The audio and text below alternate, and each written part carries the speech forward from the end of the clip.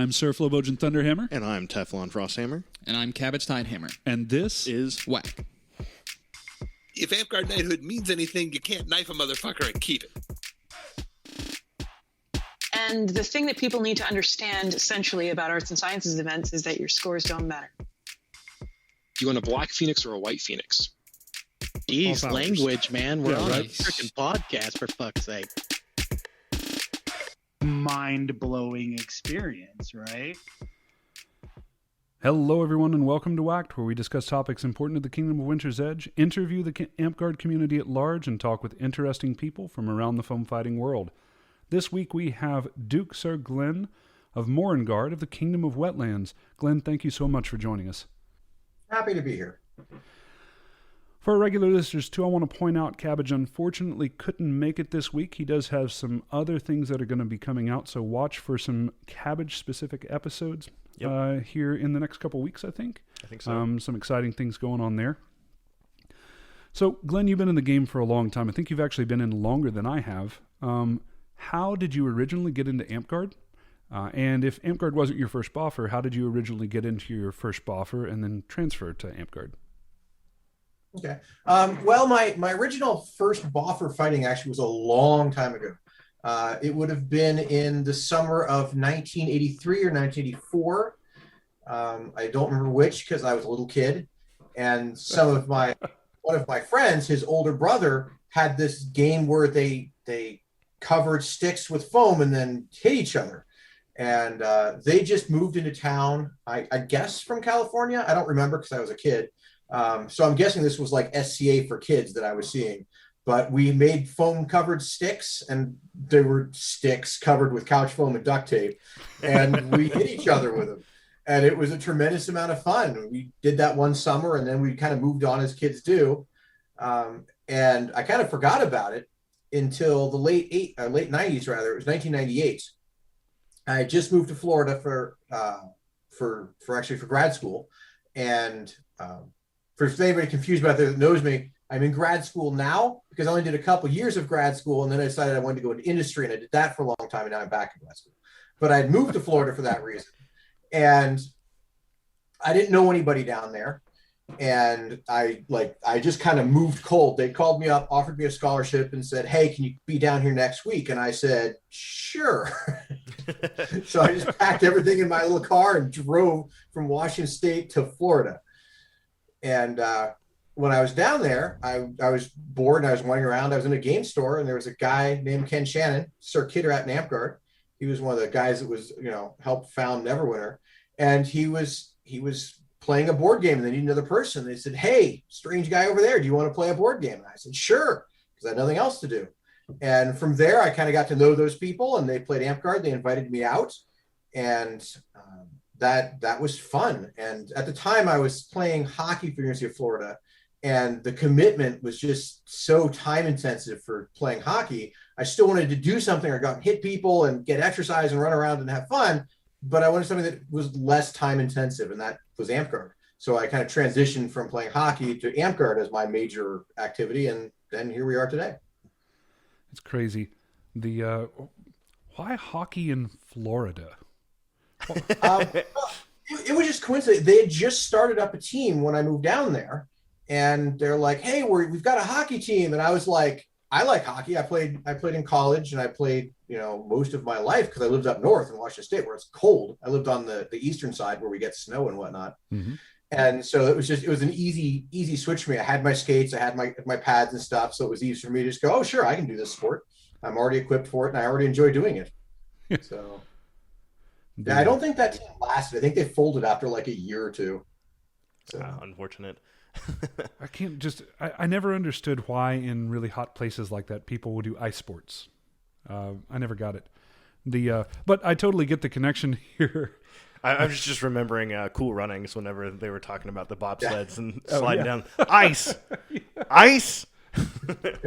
It makes sense, though. You're moving from one sport where you wear padding, especially as you get older, and dress up in funny clothes, and move to another sport where you wear padding, especially as you get older, and dress up in funny clothes. Right.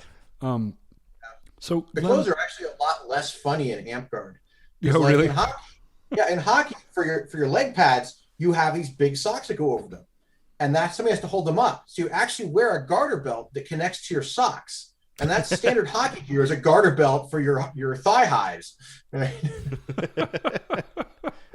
Well, I mean, with modern Amtgard, you got hockey jerseys on for garb now anyway, so why not get those, right? Hey, I like my hockey jersey. Thank you very much. So I was looking over your Amped wiki just a little bit before we got on.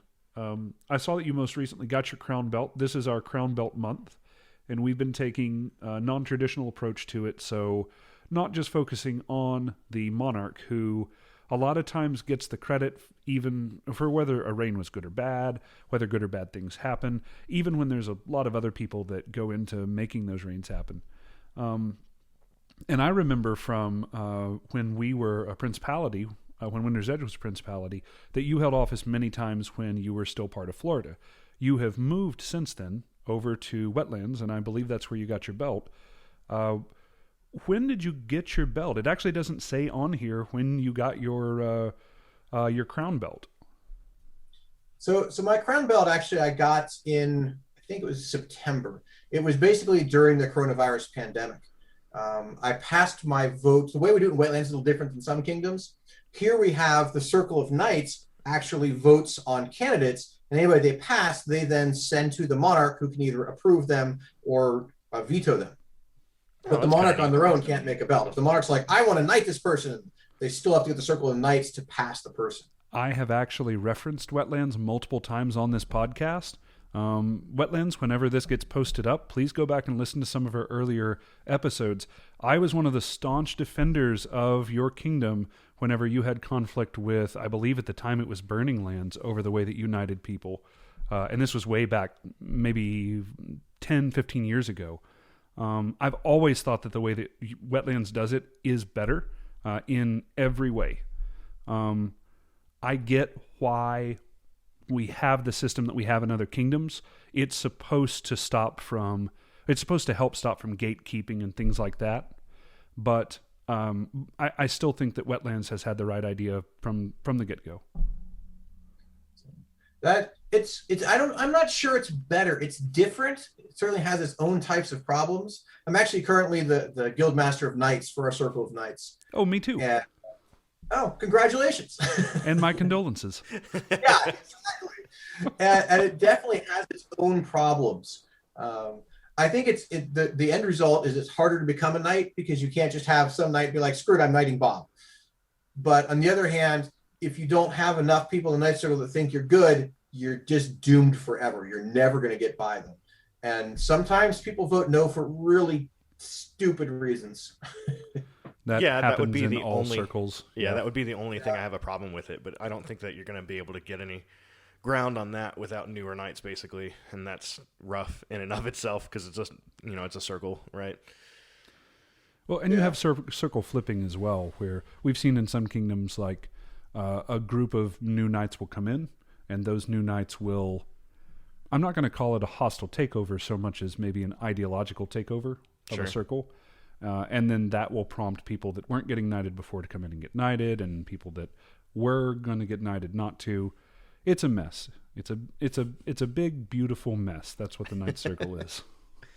Yeah. You could probably do a whole series of shows on knighthood, and all of us knights have a lot to say about it. And people who aren't knights also, I'm sure, have a lot to say about it. Funny story. We are actually doing an entire series on knighthood, and you are now a part of it. So we've actually been doing our crown belt months, where in January we took sword, and we talked to a couple of different sword knights. This month we're doing crown, and this is our behind the scenes peek at crown. Next month we'll be doing serpent, I believe, yeah. And then we'll finish up with flame, because they're the cool peeps. Okay. Yeah, I like the slow. So I know that you and I have been in the game around the same time. I think you said 1998. I joined in 2000. So you are just a little bit my senior here. And you have gotten 2 belts. You got your sword belt back in 2017, and then have your crown now. So you have kind of a unique perspective. Sword belt is one of the belts that is not awarded as often, and also viewed very often as the antithesis of fun in our game, maybe is a good way to put it. And then you also have your crown belt, which, at least in some part, is responsible for shepherding in some of that fun. Did you always have, I'm going to use the word political ambitions, and I hope you don't take that as a negative. Did you always have political ambitions? Was it always something that you found fun, and the sword belt just kind of evolved out of that? So it's actually the opposite for me. I've never had political ambitions. Every time I hold office, I'm like, well, that was a terrible idea. That wasn't fun. I'm not doing that again. What always gets me back into office is something will not be getting done to the way I think is right. I mean, I guess I could just be egotistical and say it's not being done right, but I should at least be a little bit humble and be like, the way I think is incorrect is the way it's being done. Or there's sometimes just things that I would like to do that they aren't doing, not because the other people in office are incompetent or bad or anything, but because they've got different priorities. Mm-hmm. And there's something I want to start to. Like when I was Monarch, one of the things I started doing is trying to promote roleplay. Everybody tries to promote roleplay. But what I did is I found some of our highly energetic and excited and effective newer players. I don't say newbies because they've been playing for several years at that point. But they were really organized and motivated and competent.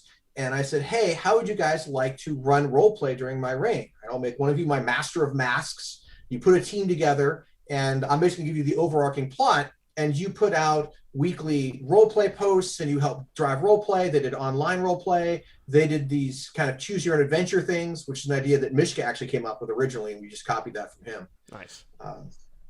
So that was something that I wanted to do, and no one had done it previously, so it's something I was able to kind of get started and throw out there. So those are the reasons I get into office. I never do it because I have any political desires, because I don't like being in office as just a concept, because it takes away from what I find most fun, which is the fighting, right? I'm definitely a sword knight first. I like to fight, and that includes all areas, right? Wetlands is a little different from a lot of kingdoms in the fact that all of our warlords battle game, right? Mm-hmm. That must be nice. We've got 4 active sword knights, right?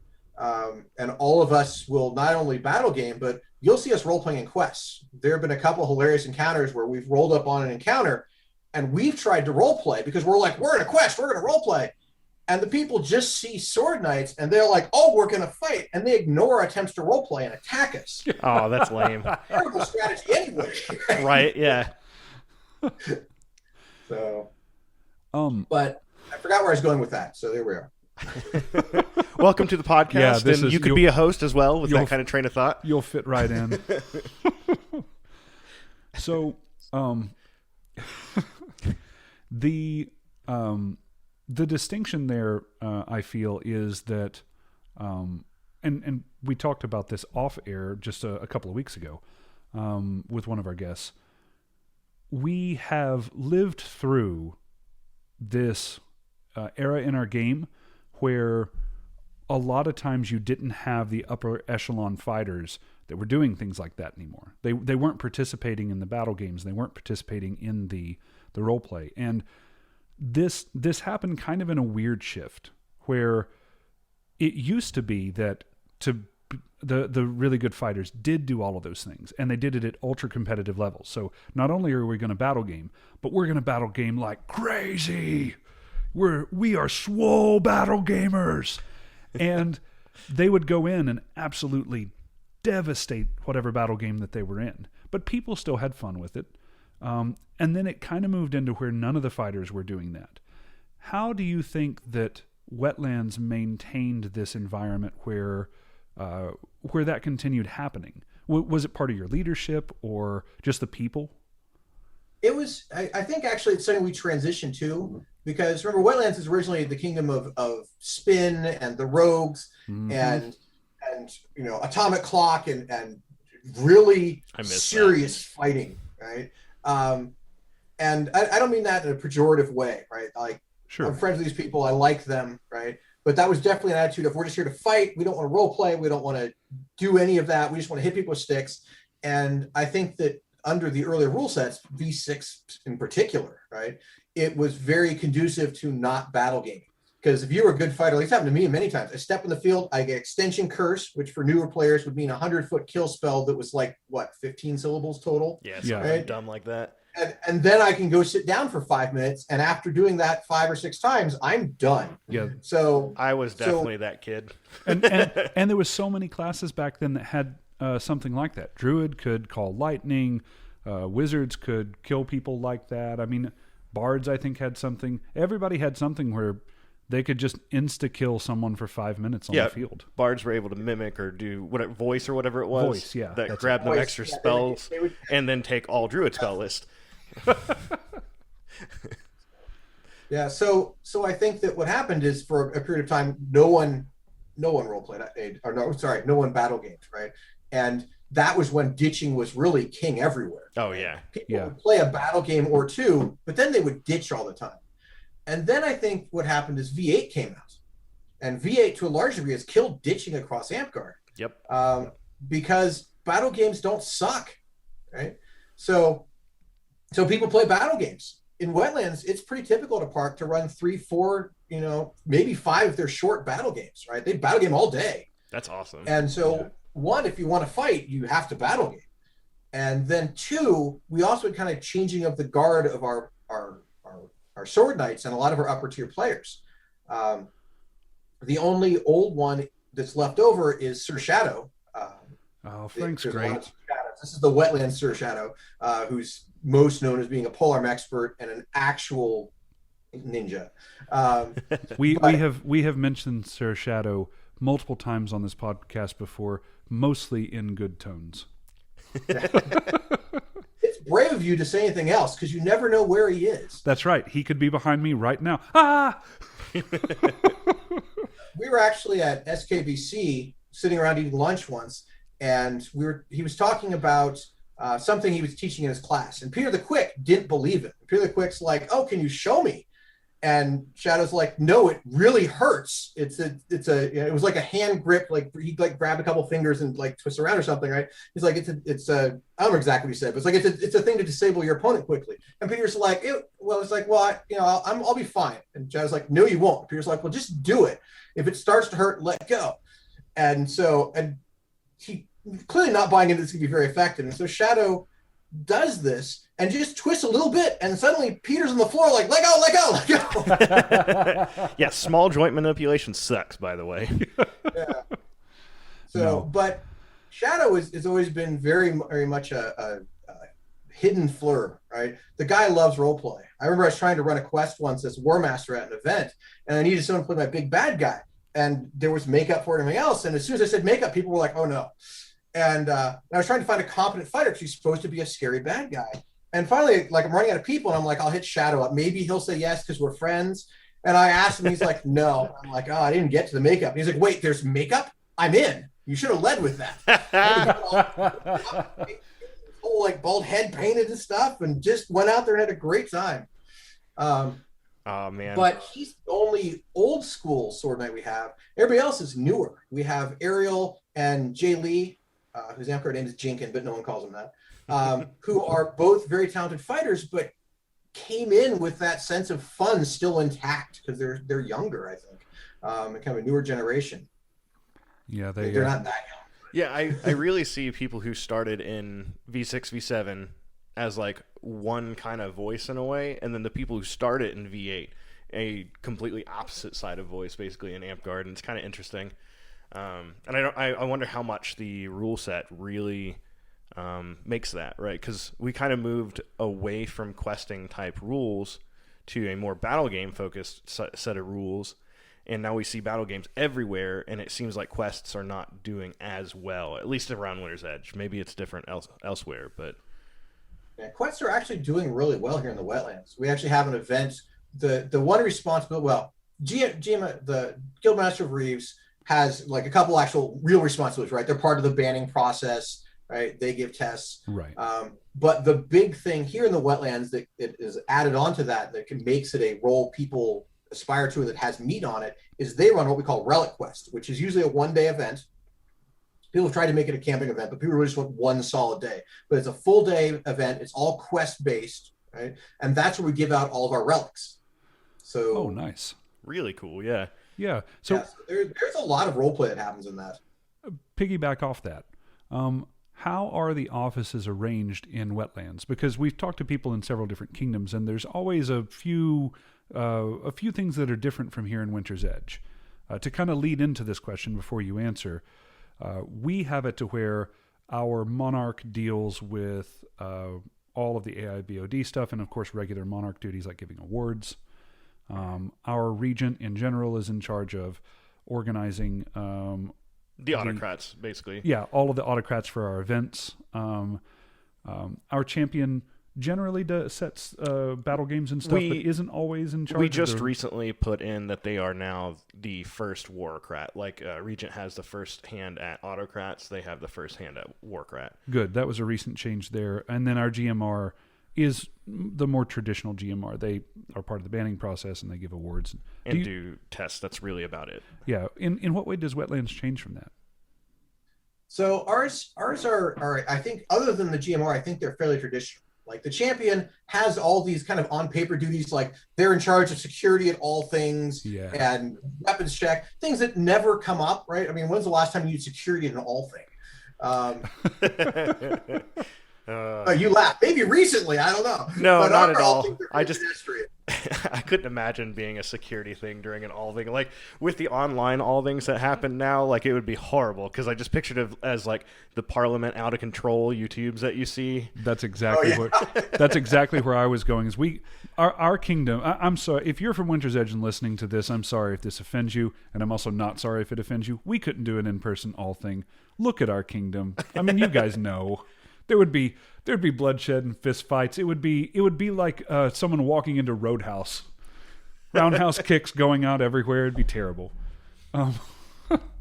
So you guys have a much more traditional role, which makes sense. You're an older kingdom. Do you have is your champion a voted on position now, or is it still by combat?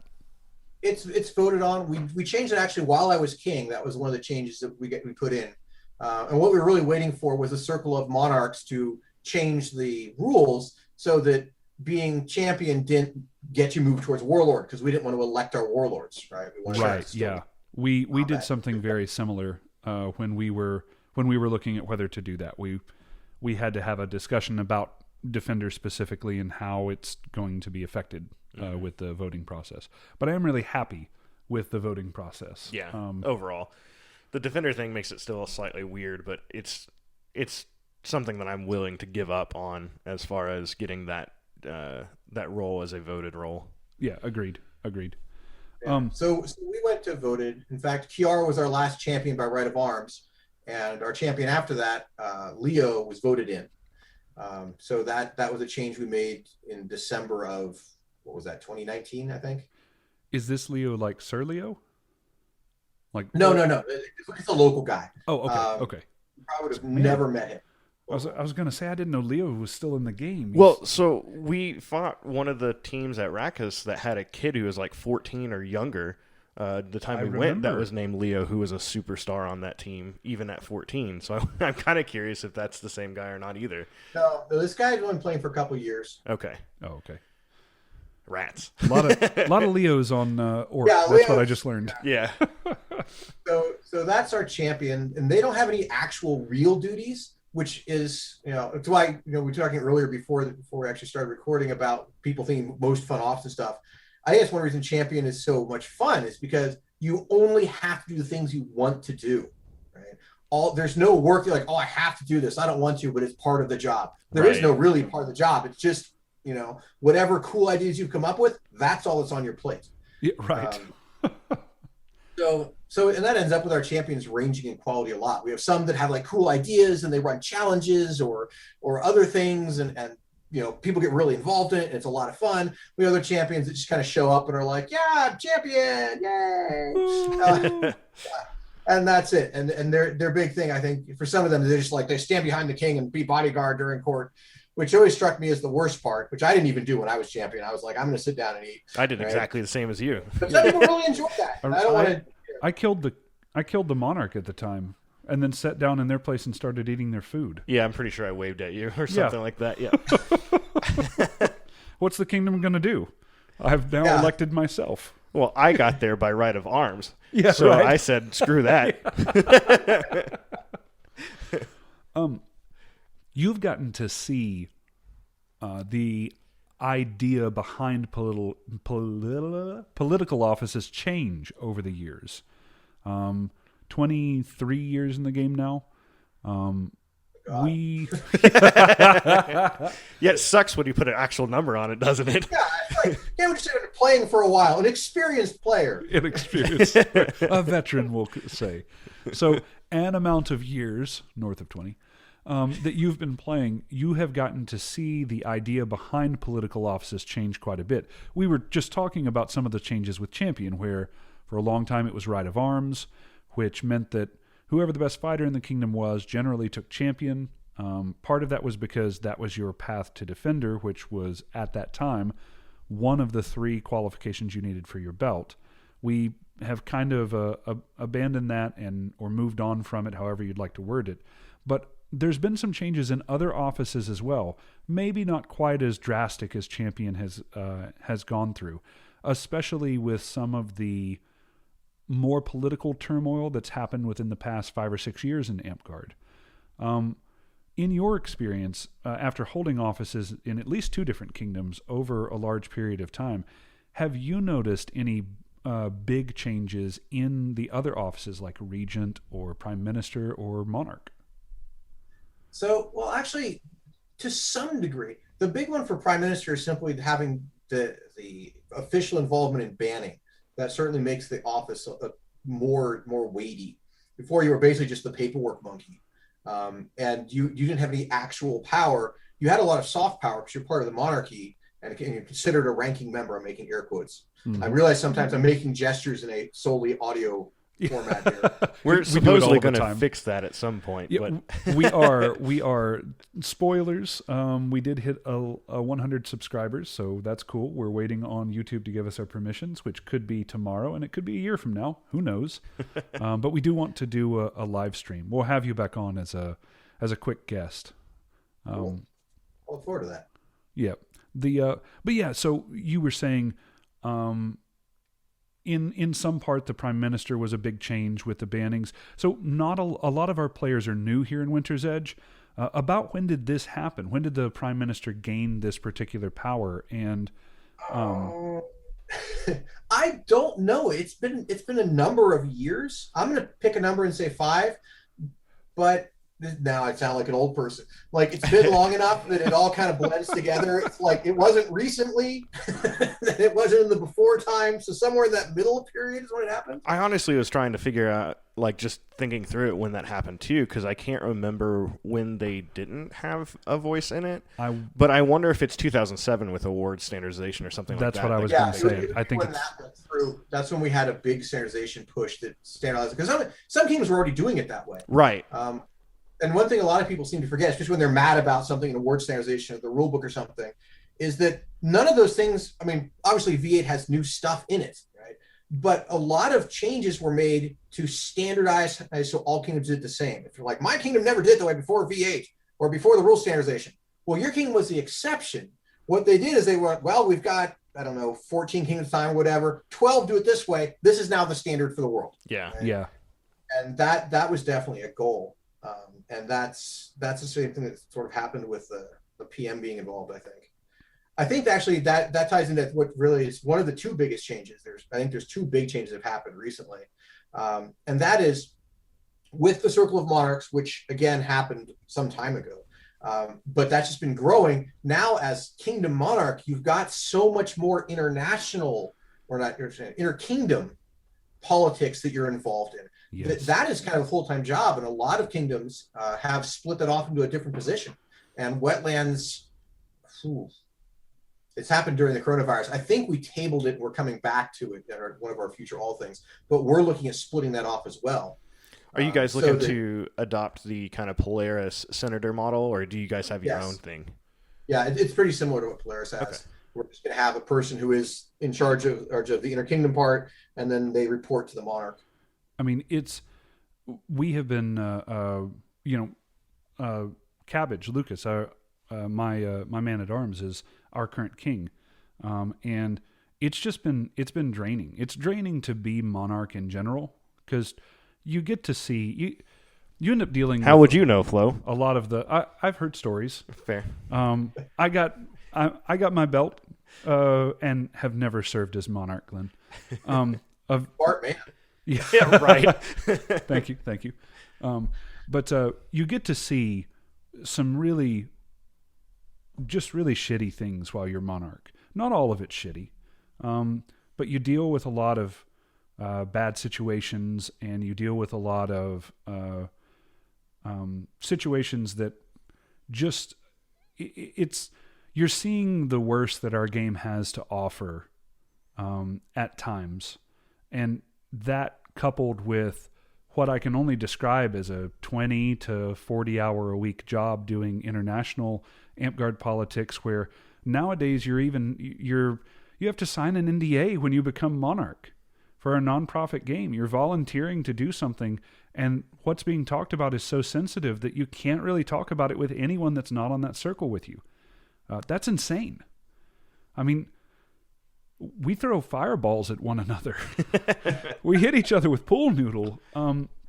But this game, it means a lot to a lot of people, and this is kind of where we've come. I'm right there with you. The political scene has changed. I would say is the biggest change that I've seen in my time there in the game, and it was needed for several reasons. But it doesn't make the transition any easier, especially on, what did we call ourselves? Veteran players like us.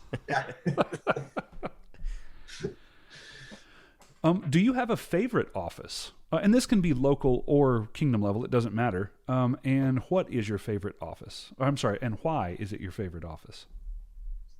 Well, my favorite office is definitely champion. And it's the right answer.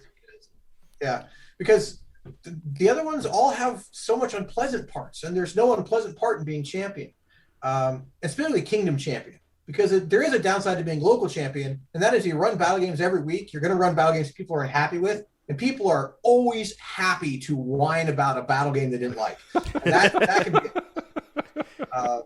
when I first started, I started at Darkwater East, which is now Kestrel Keep, although I understand they're thinking about renaming themselves again. It's important to do that every 15 years or so, is, rename yourself. Rebranding. Yeah, Mystic Blade did the same thing. But when I started there, we very quickly, at least for me, because I started when we just become a barony and they were growing very rapidly, and we eventually became a Grand Duchy, and I was champion during one of those periods when we were a Grand Duchy. And when you've got 75 players on the field every week, and you're running a battle game, especially in V6 where the rules are not helping you out, you're always going to have unhappy players after every battle game. And like you'll have a battle game and you'll have 70 players going, that was the best battle game ever. And there'll still be 5 people going, this battle game was terrible and you suck. And it's your fault. I didn't have fun. Suck a finger of death 5 times. And that part of being a local champion was always tough. At smaller parts, it's a lot easier because you're all much more kind of in it together, and it's much more friendly, and you generally are closer together. You don't have enough people to start forming cliques. If you got 5 people and you got 4 cliques, you don't have cliques. You just got people that don't like each other. Right? Right. So usually if you got 5 people, you all at least kind of get along. But when you get up to 70 people, that's when you start getting cliques and factions and I hate to say politics, but just people being people and clustering with people that are like-minded they get along with. Mm-hmm. And other people become the other. Yeah, so this is going to be a big throwback for our listeners, but Sir Kazan, the first guest that we ever had on the podcast, was from the exact same park that Glenn is referring to. If you'll remember, Darkwater East. We discussed there that for a time, Darkwater was the largest park east of the Mississippi in Amtgard. And I think it stayed like that for quite some time. Kazan echoed a lot of the sentiments that you have there, and even mentioned the fact that you had a book of battle games. Like you guys met under this big, huge tree, and you had this book of battle games, and he went over some of the ones that were there. Were you around when that part was going on? Were you still in Darkwater at that time? Yes. Yeah, I was actually at Darkwater through its almost its entire lifespan. The park started in 97. And I joined in August of 98. So they were a little over a year old. And so I was there, like I was there for some of their interesting experiences, like going to their big event ever for the second time. So like everybody except us newer players had one event on their experience. So they were experts on events. Right? And we were all new because there was nobody that had been to 3 events, right? And I think that's another area I was really lucky when I started, because everybody in Florida was new. So it wasn't like there were all these older players, right? Like if you step on the field now, like I go down to visit my friends in Houston fairly often. And so we'll go out to Granite Spire. And that's got to be a rough field to step on as a new player, because when I come visit, there'll be 3, if we all show up, 4 warlords on the field. Right? Yeah. You're not winning very many melee battles, right? You're going to die a lot. And we try and run games where that doesn't matter, right? Where death is just, a small setback, and being killed a lot doesn't ruin your fun. Mm-hmm. Right. But when I started, there were people that were good, but they were good for people that have been playing for a year. And that really leveled the playing field. And that's something I think that is always a problem trying to run older parks. You get these old players and this new player, and new players are terrible fighters because they're new. Right. We had this conversation today. I work, I don't know if you know this, I work with Beefy and Zeb and Cabbage and several other Hero. So we hired a lot of Amtgarders at the place that we work at. We were having this conversation at work today, where it's appropriate to talk about Amtgard, about the fact that there was a mentality shift at some point. Maybe it's just that we got older. Maybe it's that Amtgard changed. But it's going back to exactly what you were just now talking about. You would come onto the field back then, and if you weren't a practice fighter, you probably weren't going to have a good time. And that's changed somewhat, at least in the parks that I've visited around Winter's Edge. I won't speak for the Amtgard community as a whole here. And the difference is just the people. We now look at this as, how can we just have fun with this battle game? Not, what can we do to uber competitively win? And in that voice. And I think that was a really, really important shift. I didn't have people that were older than my generation at my park that were saying, "Hey guys, you guys are being silly, or you need to just calm down, or you need to just have fun with this." Right? We had grown the park ourselves. We were the senior members, and so we made all of the dumb mistakes, and no one was there to correct us. And so now we're in this area where we're the senior members, and we're older and wiser, and people start losing their temper. We take them to the side and have them sit down. It has fostered a much better environment, even on our field, which you said that you have 4 warlords at one field. We have Sir Glen and Sir Gun, both warlords. Soon to be Sir Gun. Sorry, soon to be Sir Gun, Warlord Gun, both at our park. And you know what? We also have had times where it was 20 new people and a couple of kids that were only 10 or 11 years old that we just let on the field to play around, that all of them were barbarians, and they stabbed each other and then ran, fight after death, and murdered everyone on the field. Because the focus shifted to, let's have fun with this game. We don't have to play at the absolute peak anymore. And I think that was a really cool and important shift. I don't think we've made that shift. We try and adapt to that, because there's certainly, Jay Lee's actually really good about toning it down and not being competitive, and Ariel and I are both super competitive people, right? and so we're rarely on the same team, and we're just like, well, I'm gonna murder, But then we try and I guess account for that by having games where that doesn't matter, right? Right. And so we have a lot of games designed such that, if Glenn kills you 13 times, one, it's going to get hard to be killed by me 13 times because there's different places you can be and I will be, so you can just avoid me very easily, right? We're trying to give a lot of player agency so that if a player wants, because some players are like, I'm going to go fight Glenn a million times because I want to get better, right? And they'll actually come out and seek me out and just like lemmings, right? Mm-hmm. And some will be like, they'll get killed once and they'll be like, the other side of the field looks pretty good. So we try and make it so that both of those options are equally valid as far as not just having fun, but winning the game and being an effective participant. And that that I think resolves the problem of like, you have good fighters, and the good fighters want to play hard too. At least some of them. Like, I want to. I don't want to go out there and kind of just take it easy and not play hard and not put any effort in, because that's not the kind of person I am. I'm a full effort person. Right. When I do something, I try and do it 100%. But if we make a game where I can go 100% and not ruin anybody else's fun, that's the right thing to do, right? And that's what we try. That's what we aim for. So let's expand on that a little bit, because you said your favorite position was champion. So when you're designing games or when you're trying to take into account the fun of everybody like that, right? What kind of things are you looking to run? Like what kind of objectives or something like that? So there's a couple basic factors I always include, and a couple are just concepts. And one is that as a team is losing, they should get stronger somehow, and that strength should become intrinsic and subtle. It shouldn't be like, well, every time you die, you get an extra point of protect or something, right? That's not going to work.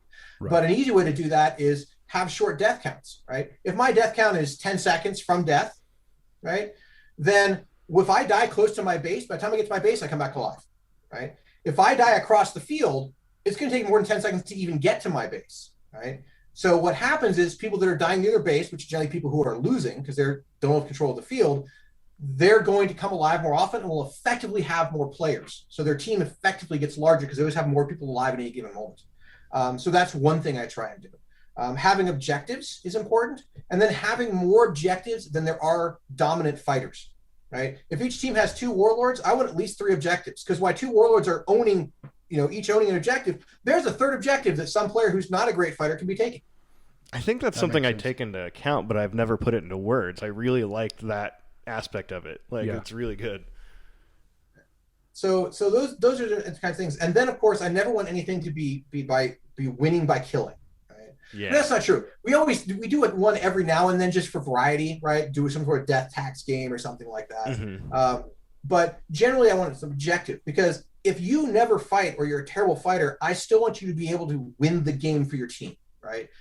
And that would be as simple as like there's an objective you have to capture and everybody else is off murdering each other, and you go capture the last objective while everybody got distracted with the murdering.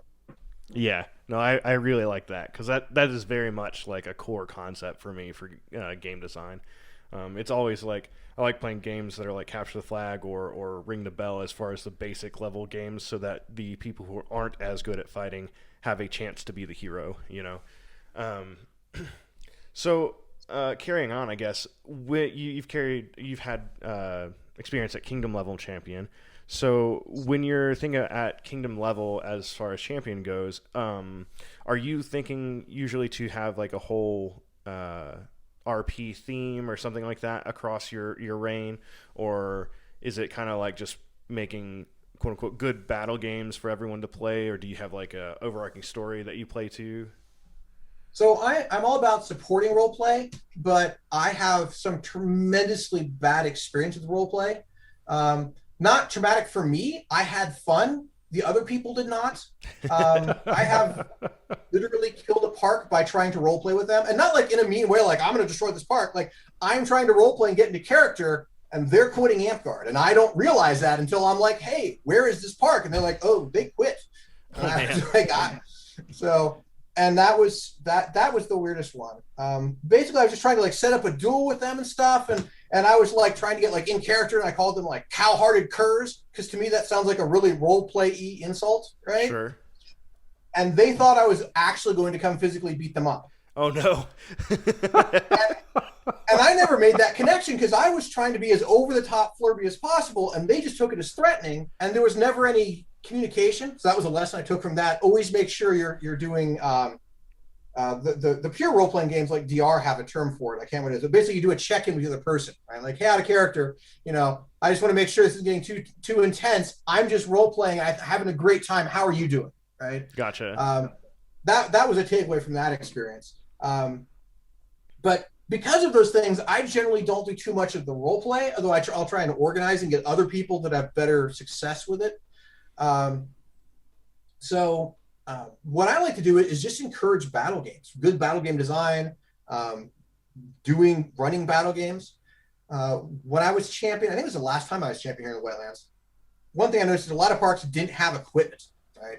I mean, I think every parks should buy themselves a bunch of low profile cones, a couple flags, right? Once you start getting a little bit of stuff, you start getting ideas, right? Yeah. Oh, I could make a wall and I've got 2 different color cones, so they could break the wall down and put a different color cone on top, or whatever, right? You start getting ideas when you have tools. So I ran a contest for all the parks of the kingdom, and I figured out different ways I could get points, right? Doing different things. And I don't even remember all the things I had them doing to get points, but it got people involved in doing stuff. And one of the things I set up was, at the next event, anytime there's not a battle game going, you can get, I think it was like 10 points or something for your park if you run a battle game and get a lot of people involved in playing, right? So you can't just run a battle game for 2 people and get 10 points. But if you can basically like, hey, here's a dead spot in the schedule, I organized a battle game, right? And everybody at the event played, there's your 10 points.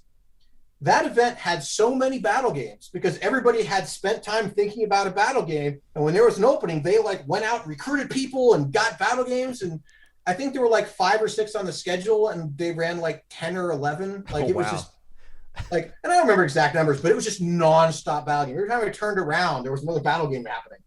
That's really cool. Cause I've had an idea of where like, it's like an event that you go to, but the idea is that each team brings their own dungeon, and then everyone competes in everyone else's dungeons and basically do some weird thing like that. So that gives me hope that actually has potential to be a real thing at some point. I think that would be an awesome. I would go to that event, right? And I know a lot of people that would go to that event. We would come with our stuff and we'd be like, all right, we're ready. Yeah, that's exactly how I want it done. But like, I feel like sometimes I'm one of the only ones who's like, I got all these things and I could do all these weird things with them. Does anyone else want to do a weird thing with me? And they're all in the corner like pointing and laughing at me or something. Have you heard about what Northreach does up in Alaska with their quest? No, I haven't. I know that they did a Star Wars themed reign where in place of bows, everyone could use Nerf guns, and the kingdom provided like safety goggles for all participants and non-coms on the side. When the Star Wars movies were coming out, just as a way to try and pull more people in. And I thought that was a really cool, non-traditional sort of thing. So it was any class that could normally use a bow could then swap it for a Nerf gun. Okay. Yeah, Northreach, if you want to do different things, is a good place to look for inspiration. They have an event every year. I can't remember what it's called, and I should, because they've invited me up there twice to come, and I haven't made it either time. But it's indoors, and they build this entire maze. Like, I've seen pictures of them setting up, and they've got this entire gymnasium, not like a little, one basketball court gymnasium, but like a big multiple court gymnasium. And they've got tarps and pipes and plywood, and they're building this giant maze that they run this event quest in, or this quest at their event in. And so they do all sorts of stuff. They get a lot of buy-in. So if you have a cool idea, Amtgarders are willing to do it. Yeah. So just like one of the big takeaways I found when you want to do things is you need to have a posse. You need to have 5 or 6 people who are energetic, organized, and competent who you can get to help you do stuff. Right? Not all 5 of them need to be all reliable. 3. Right. Not all 5 of them need to be all 3. Like I can just be energetic and leave the competency to other people. Yeah, that's fine too. You need that core group. If you don't have that core group, you're gonna have a lot of trouble with projects. Right. Because then you can bring more people in, obviously, but you need to have that core group. Usually it's your friends, but that core group where you can just bully into helping you. I shouldn't say bully; that'll get you in trouble now. It's funny. It's funny. So I remember during Sword Month, Sir Anatole said almost the same thing, but he was talking about fighting at the time, where you need your core group of people that are going to fight with you if you're looking to progress. It's one of the stories that we heard repeated by almost all of the Sword Knights that were on there. It's funny. I had never thought about it like this, but you're absolutely right, Glenn, that it's not just for fighting. That mantra is true for pretty much all of the different aspects of Amtgard. You need that group of people to bounce ideas off of and to keep each other motivated. I think that's a really big one sometimes. And that can help you, work things out and fix things before it goes to a larger kingdom stage. Man, that sounds like a lot of fun. I want to go up to Alaska now. I know, right? Could we take a boat ride up to Alaska? I recommend it. Like, I've been up there. They flew me up there to teach fighting classes. But I haven't been up to one of their events, but it's definitely on my schedule of things to do because it does look like a tremendous amount of fun and they're really great people up there. So let me ask you a question. You touched on this earlier, and I want to circle back around to it.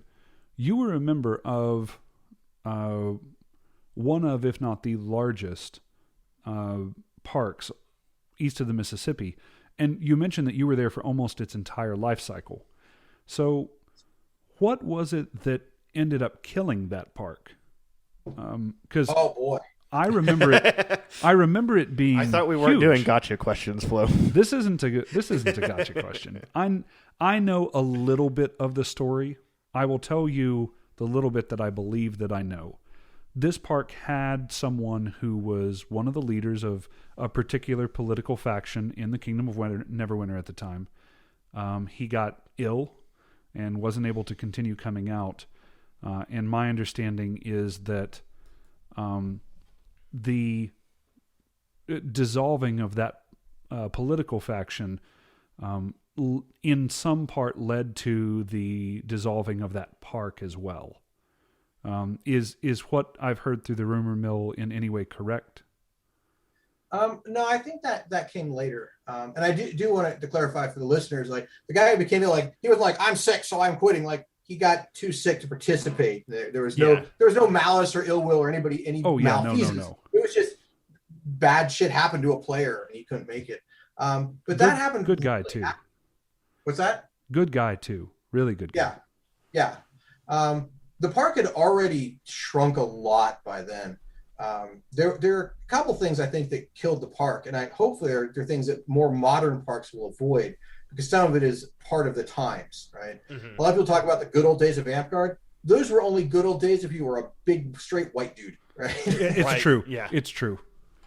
Like I thrived in those times because I came from hockey. People wanted to be violent. I was like, yes. It's funny. I've thrown my gloves in ages. I'm ready. Let's go. Because I remember going down, and it's what did we say? It was like it's Big Goofy Glen, right? Like that was our perspective. So I think it's kind of funny to see it in sort of a different light in a way. Because you were always laughing and having fun, and now as an adult looking back at it, and not as an 18-year-old, you were laughing and having fun while you were absolutely cutting through people on the other side of the ditch line. Yeah, I've always had a lot of fun at Amtgard, so I have always been in a pretty good mood, 95% of the time. But the things that really killed the park, one was factionalism, right? We got large enough, people divided up in their own little social groups, and those social groups started becoming antagonistic to each other, right? You see it in a lot of kingdoms, right? Because the kingdoms are basically the same size as our park was. And that factionalism, you need to have a lot of reaching out by your senior players. Your senior players are the ones who set the tone, and they need to be going to the other senior players and basically having almost a little council of people who diffuse situations with their friends, right? Be like, right. I'm friends with Adam and Bob, and you're friends with Carl and Dave. And if Adam and Dave have a fight, you and I can work it out and then go talk to our friends and settle things, right? Yeah. And that was something we didn't have going on very well. Part of that because we didn't have a lot of experience with it. So factionalism was a big problem. We didn't keep up the recruiting. That hurt us a lot. Because even when you're big and successful, that doesn't mean you can stop recruiting. That just means your recruiting paying off. You got to keep doing it or you shrink. It's so true. Yeah. Then I think the last part was just burnout. A lot of our people that were super dynamic in making the park happen and recruiting and everything else, they started getting burned out, and they hadn't brought up a new replacement generation, which is something I think that once you get to like being a crown knight, or once you can be successful at something, you should stop looking at how you can do more of it and start looking for somebody else that can do more of it, and you can bring them into it. You should always be looking to replace yourself well before you're burned out. Yeah, right? Not like, I'm getting burned out, I better find a replacement. Too late, right? Right. You need to find that replacement, and while you're still excited about it, right? Yeah, I totally agree. It's something that I have said on here multiple times, something that all of us, I think, have said on here multiple times. And it's funny that you say that. I started to ask a question there, and you kind of answered it without me asking, which was, what did your park have any kind of retention plans or anything like that for the players that were already there and doing things? Was that kind of baked into your recruiting, or were you kind of so big at that point you didn't need it? We didn't do it. I think we needed it, but we didn't do it. We didn't really have. I mean, fair. we did a little bit of stuff, like we would all go out to eat afterwards, which was an important part of building our community. And I think when we stopped doing that, and also some of us were more financially successful. Like we had a mix of people that were, barely scraping by minimum wage jobs, and people with, doctorates, right? Working, So there was a huge range of finances. And at some point, the players who were better off, without really thinking about the impact on the other players, were like, well, I don't want to go to CC's to eat. Their pizza's terrible. I hate eating there, right? Let's go eat at Olive Garden. It's still a cheap place to eat. Boy, we wouldn't know anything about that now, would we, Flo? It's not always just like that here. And the takeaway there is you have to go eat the cheapest place that exists, right? Because we thought, because I was one of those players with more financial means, and I wasn't trying to be malicious and leave out people. I was saying, Olive Garden's super cheap. No, Olive Garden's super cheap when your income's above a certain point. For a lot of people, Olive Garden was like a treat or eating out, and we'd pick up the tab. But then people would feel guilty about us picking up the tab. So there's no way to do that except to go to CC's and just suck it up. Right. Yeah. And that was probably the one thing we did that helped retention that we stopped doing.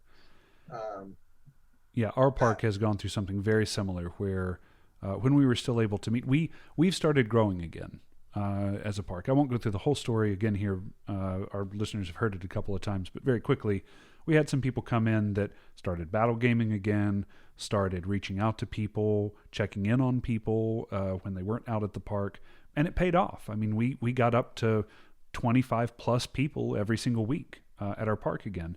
But part of that was also adjusting the way that we spent time with people after park.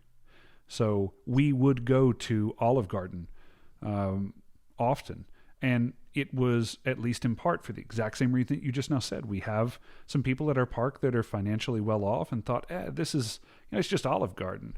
But that wasn't the case. And for everybody, right? So we started hitting up, and I think it is a CC's Pizza that we would Yeah, CC's was actually legit the place we went to. It was, and it's just as horrible as I remember it from high school. But everybody can afford it, and the same thing goes. If I say something like, hey man, it's not a problem, I can grab you, I just want you to come and hang out, they may say yes, but then there's also this feeling of embarrassment or guilt on that part. So just be aware of that when you're planning stuff like this. I think this is a big part of local park planning. Be aware that you may have people in different financial situations, even if that's not the case right now at this moment when it's just you and your friends and there's only 5 or 6 of you out there. Plan for how this will affect you as your park begins to grow and new people are coming in. Because it can definitely make or break a park. Being able to spend time with people after the day is over, and them knowing that you value them as human beings, not just as something to kind of, spike into the ground with your sword during a battle game, means that there's going to be more buy-in on the part of the people. I think that's something that all of our local monarchs could do a better job at. I think it's also harder to eat mad at somebody for a lot of people. You just hatefully have chocolate pudding pizza while you're staring somebody down across the table. Angry queuing. Yeah. Yeah. Getting food poisoning. That's a really good point. It's that getting to know the person outside, so you have that context when someone does something that makes you mad at Amtgard. You're not like, oh well, so and so is just a jerk. Like, well, they're not a jerk. They they shared the chocolate pudding pizza with me, and we both hated it, and we bonded over that. Right? Exactly. Because there's like when your friends do something that maybe cheesy or whatever, you're not like, oh, now I hate Jay Lee, he's a jerk, I'm gonna hate him forever, right? You're like, no, he's my friend, we get along, right? That may have been a dick move or whatever, but you're immediately over it, right? Whereas if it's someone you're not connected to, someone you don't know, a stranger, now it's much easier to be like, oh, that person's on my list, right? Now they're on the list of people I hate, and you don't want that. You want to keep everybody, giving each other the benefit of the doubt, and that means building that sense of community. Yeah, absolutely. I'm 100% with that. So since you've played in a couple different, well, I'm sure a lot of different kingdoms, because I know you've traveled for tournaments and stuff like that, but from a like home perspective, at least two, when you took office in the Wetlands, was there a big cultural difference between Neverwinter and the Wetlands in that position or anything like that too? I don't know how much is culture and how much is just times changing, because Sure. I was in Kingdom Office in Neverwinter. Gosh, it must have been like 10 or more years before I was Kingdom Office in Wetlands.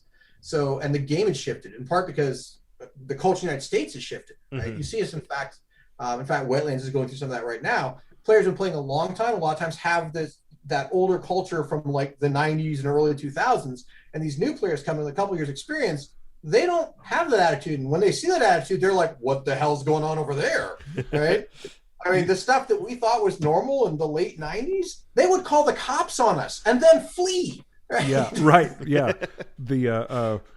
Who was it that we were having a conversation with that was like, fist fights were a thing that happened at events. You didn't call the police or have people banned. It's just you separated them and gave them some beers, and the next day they were okay.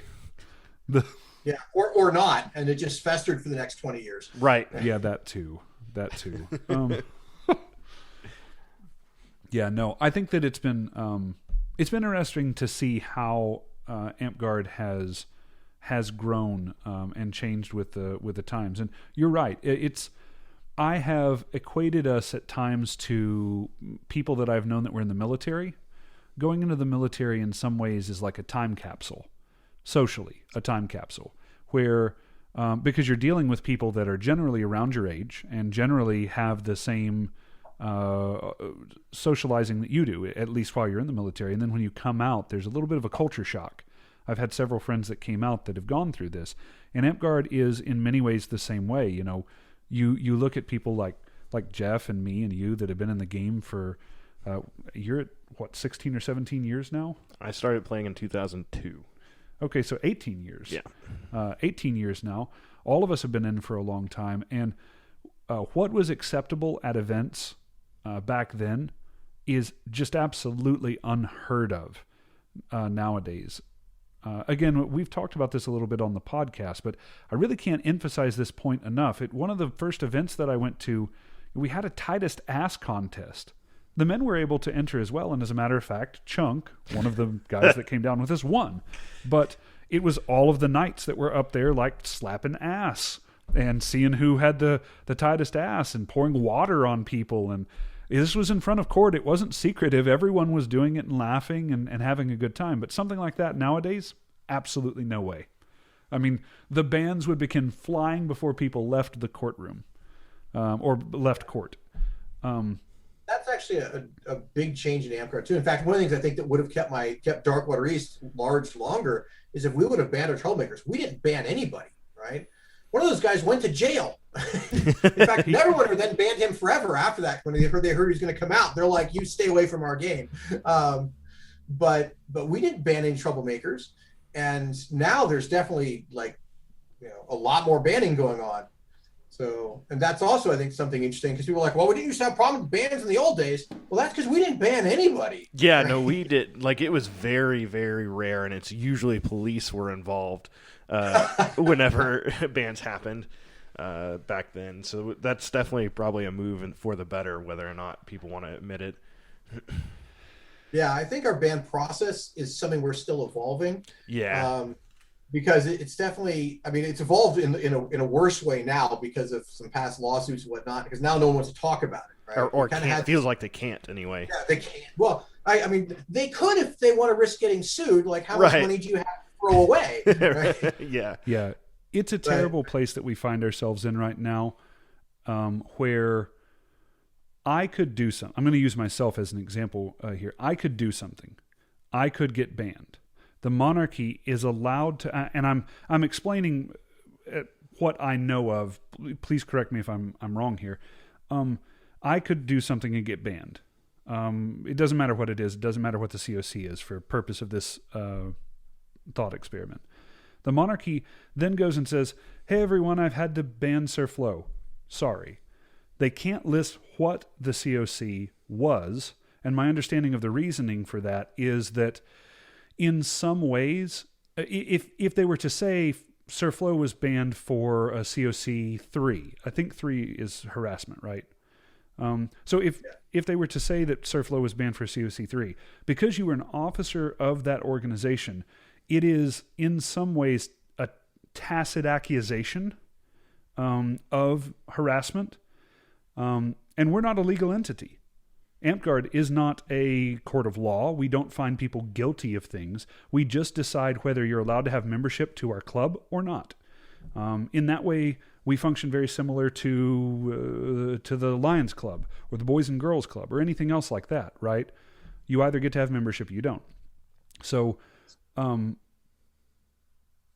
that also means, though, that if Sir Flo then goes to an all thing and says, hey, I want to get back in, I don't want to be banned anymore, the monarchy's still not allowed to tell people what I did, not allowed to talk about what I did.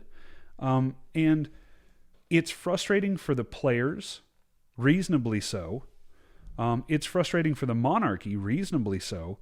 And I don't know what to do about it. I don't know what a fix for any of that is. I don't want to get into banning specifically or anything like that, but has this process come up in Wetlands? Is it just Winter's Edge and Neverwinter that has dealt with you're laughing? Okay. Oh God, the Wetlands is on fire right now.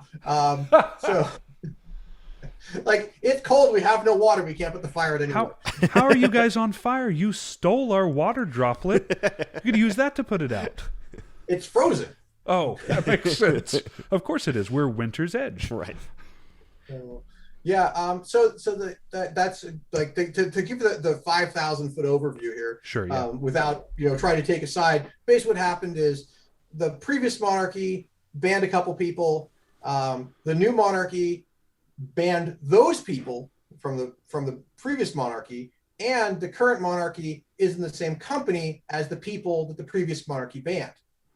So if that's all the detail you have, right? Yeah, that looks super suspicious. Looks really retaliatory. Yeah. Right?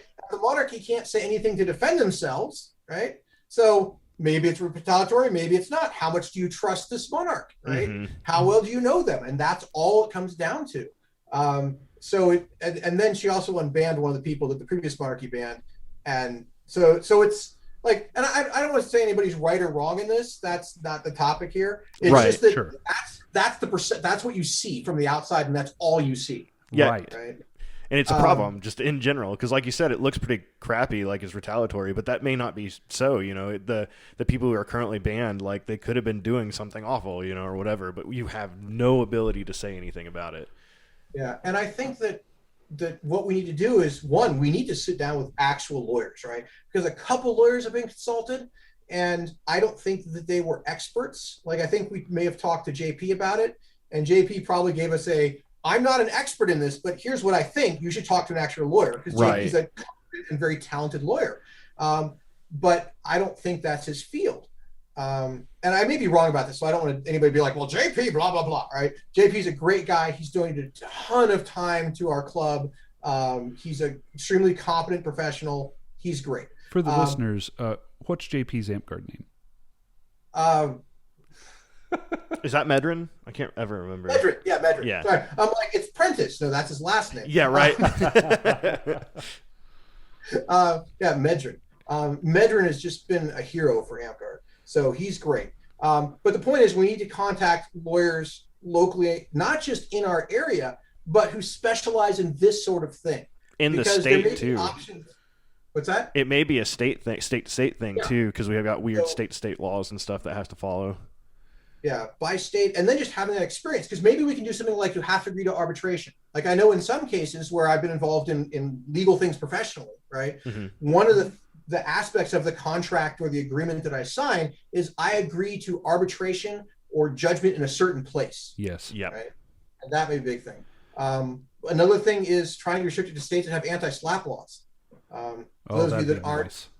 up on SLAPP laws, SLAPP stands for strategic lawsuit against something that starts with a P. But basically, it's when you use lawsuits to shut people up. You say, that's libel or slander, I'm suing you. And you're not playing to win. You know you don't have a case. But you got money to hire a lawyer, and the other guy don't. And you can Right. shut them up with the threat of a lawsuit. And under our current court system, in states that don't have anti-slap lawsuits, you can't recover your court costs. Like if I sue Flo because I decided he said something mean about me on his podcast here, and I have before. Flo didn't say anything mean, right? Then I just be like, well, I've got a lot more money than Flo. I mean, I may not, but in this scenario, I do. Sure, right? yeah. And I can just make Flo shut up and apologize. And even if Flo wins, he can't recover his court costs from me. We both just pay our bills and move on, and Flo just doesn't have to pay me extra money. Right. In a state with anti-slap laws, if my suit is found groundless, and again, I'm not a lawyer, so this is a rough description. Mm-hmm. If my suit is found groundless, Flo can recover his court costs from me, so it doesn't cost him anything to defend himself against a libel or slander lawsuit. But this is all the complexity of this banning situation. Why we need to get not just a lawyer who's, as you said, in our state or states, and probably may need that, but also whose specialty is in dealing with this sort of situation, because they'll probably have ideas about things we can put in a contract or an agreement, which we can just make part of our waiver, right? Right, exactly. You sign the waiver and you agree to, binding arbitration. You agree to these certain things, and that's legally binding, right? Because the waiver part, we've always been like, you can't really waive liability in the cases of negligence, which is true. But the waivers, people have always looked at it like, that's not really very important. It's not, maybe not as a waiver, but maybe as a arbitration agreement. Yeah.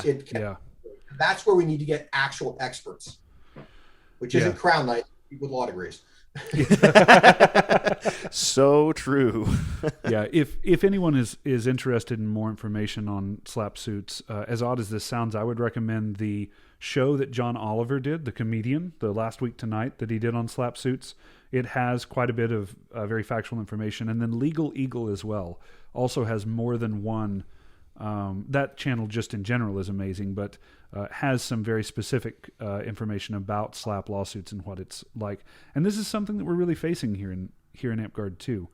And take note, both of those also make pretty broad claims of, hey, we are not a legal expert in this area. So that's correct. Again, just anytime legal things get brought up, you typically have to look at them on a state-to-state basis. Even if your kingdom goes across multiple states, you may end up, like for Winter's Edge, we may have something that's slightly different in each waiver versus Georgia does Tennessee or something like that. This is something we really need to look into, I think. And for Odin's sake, anyone that is listening to this, Winter's Edge, I'm not just speaking to you, but I am waggling my finger at you because you're guilty of this as well. When something like this comes up, I am begging you, please don't go read legaled.com or something like that and then espouse this online like you're some kind of 13-year trial lawyer or something like that. I don't understand what's going on with all of it. You don't understand what's going on with all of it. Glen doesn't understand. I mean, we have a lawyer that has done a lot of work for Amtgard who doesn't understand all of the ins and outs of what's going on. And he's a great lawyer.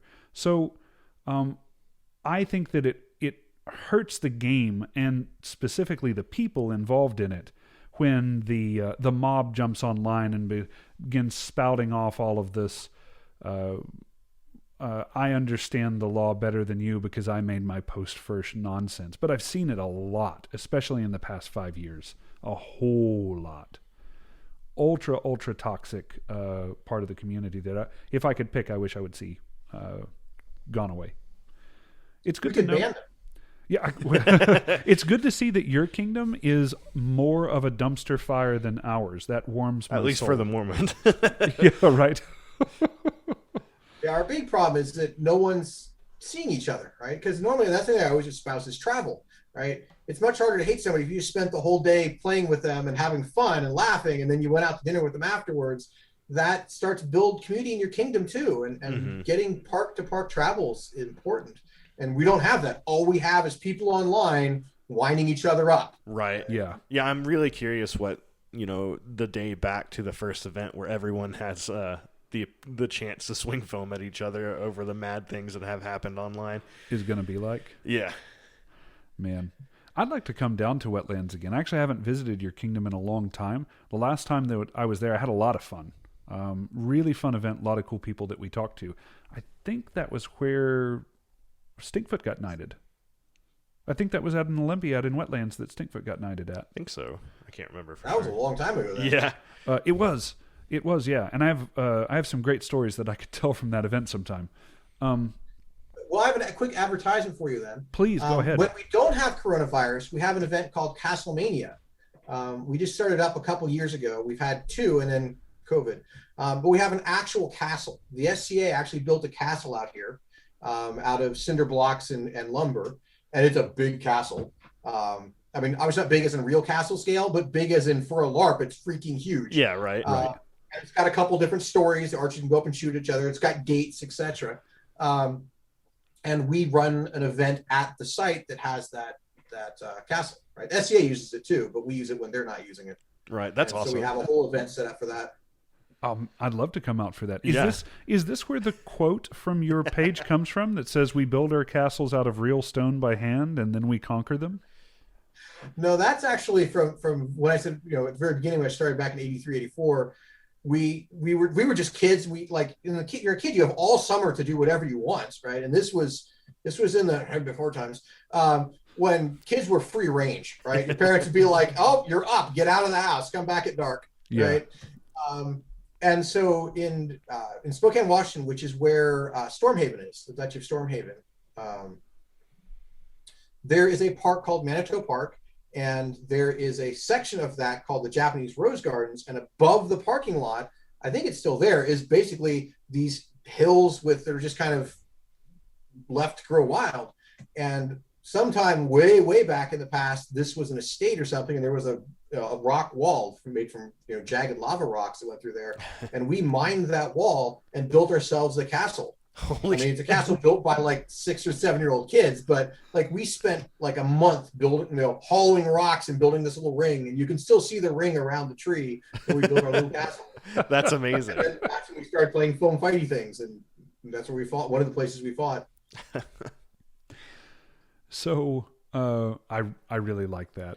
I also was kicked out of the house and told to come back at sunset when I was that age, but I didn't go build castles. It would have been a much better use of my time. I got in legal trouble for building forts, which really meant breaking into old abandoned houses around my house and getting the police called on us. So I wanted to mention something else that's on your page here, and this is tied directly into monarchy stuff. You are touted as having given more awards in your time as the monarch of Wetlands than any other monarch in the history of Amtgard. Not just Wetlands, but Amtgard as a whole, at 688 total awards. So, had you guys just not been giving warlords? Is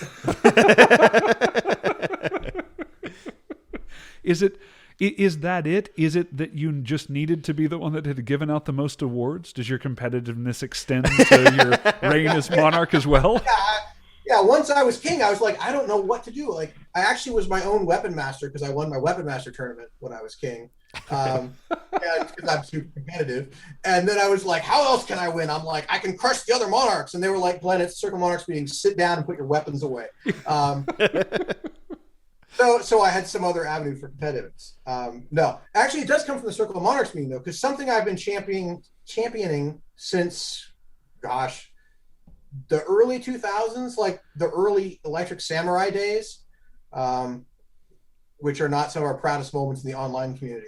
They are another sign of things that used to be and are better off left dead, but was getting rid of you're king once or maybe twice and you're a crown knight, right? And if you're not king, then you're not a crown knight. And what we now have is the Order of the Crown, right? That's what I've been pushing for decades. And while I was king, coincidentally, the rest of Amtgard had caught up with me. I take full credit, of course, for it. No one else did anything, right? Certainly nope, not Ormar did all this work. No, that was all me puppeting him. So, no, like a lot of people did a lot of work, but it's something that I've also always been passionate about. And the Circle of Monarchs passed that ruling that put the Order of the Crown into play.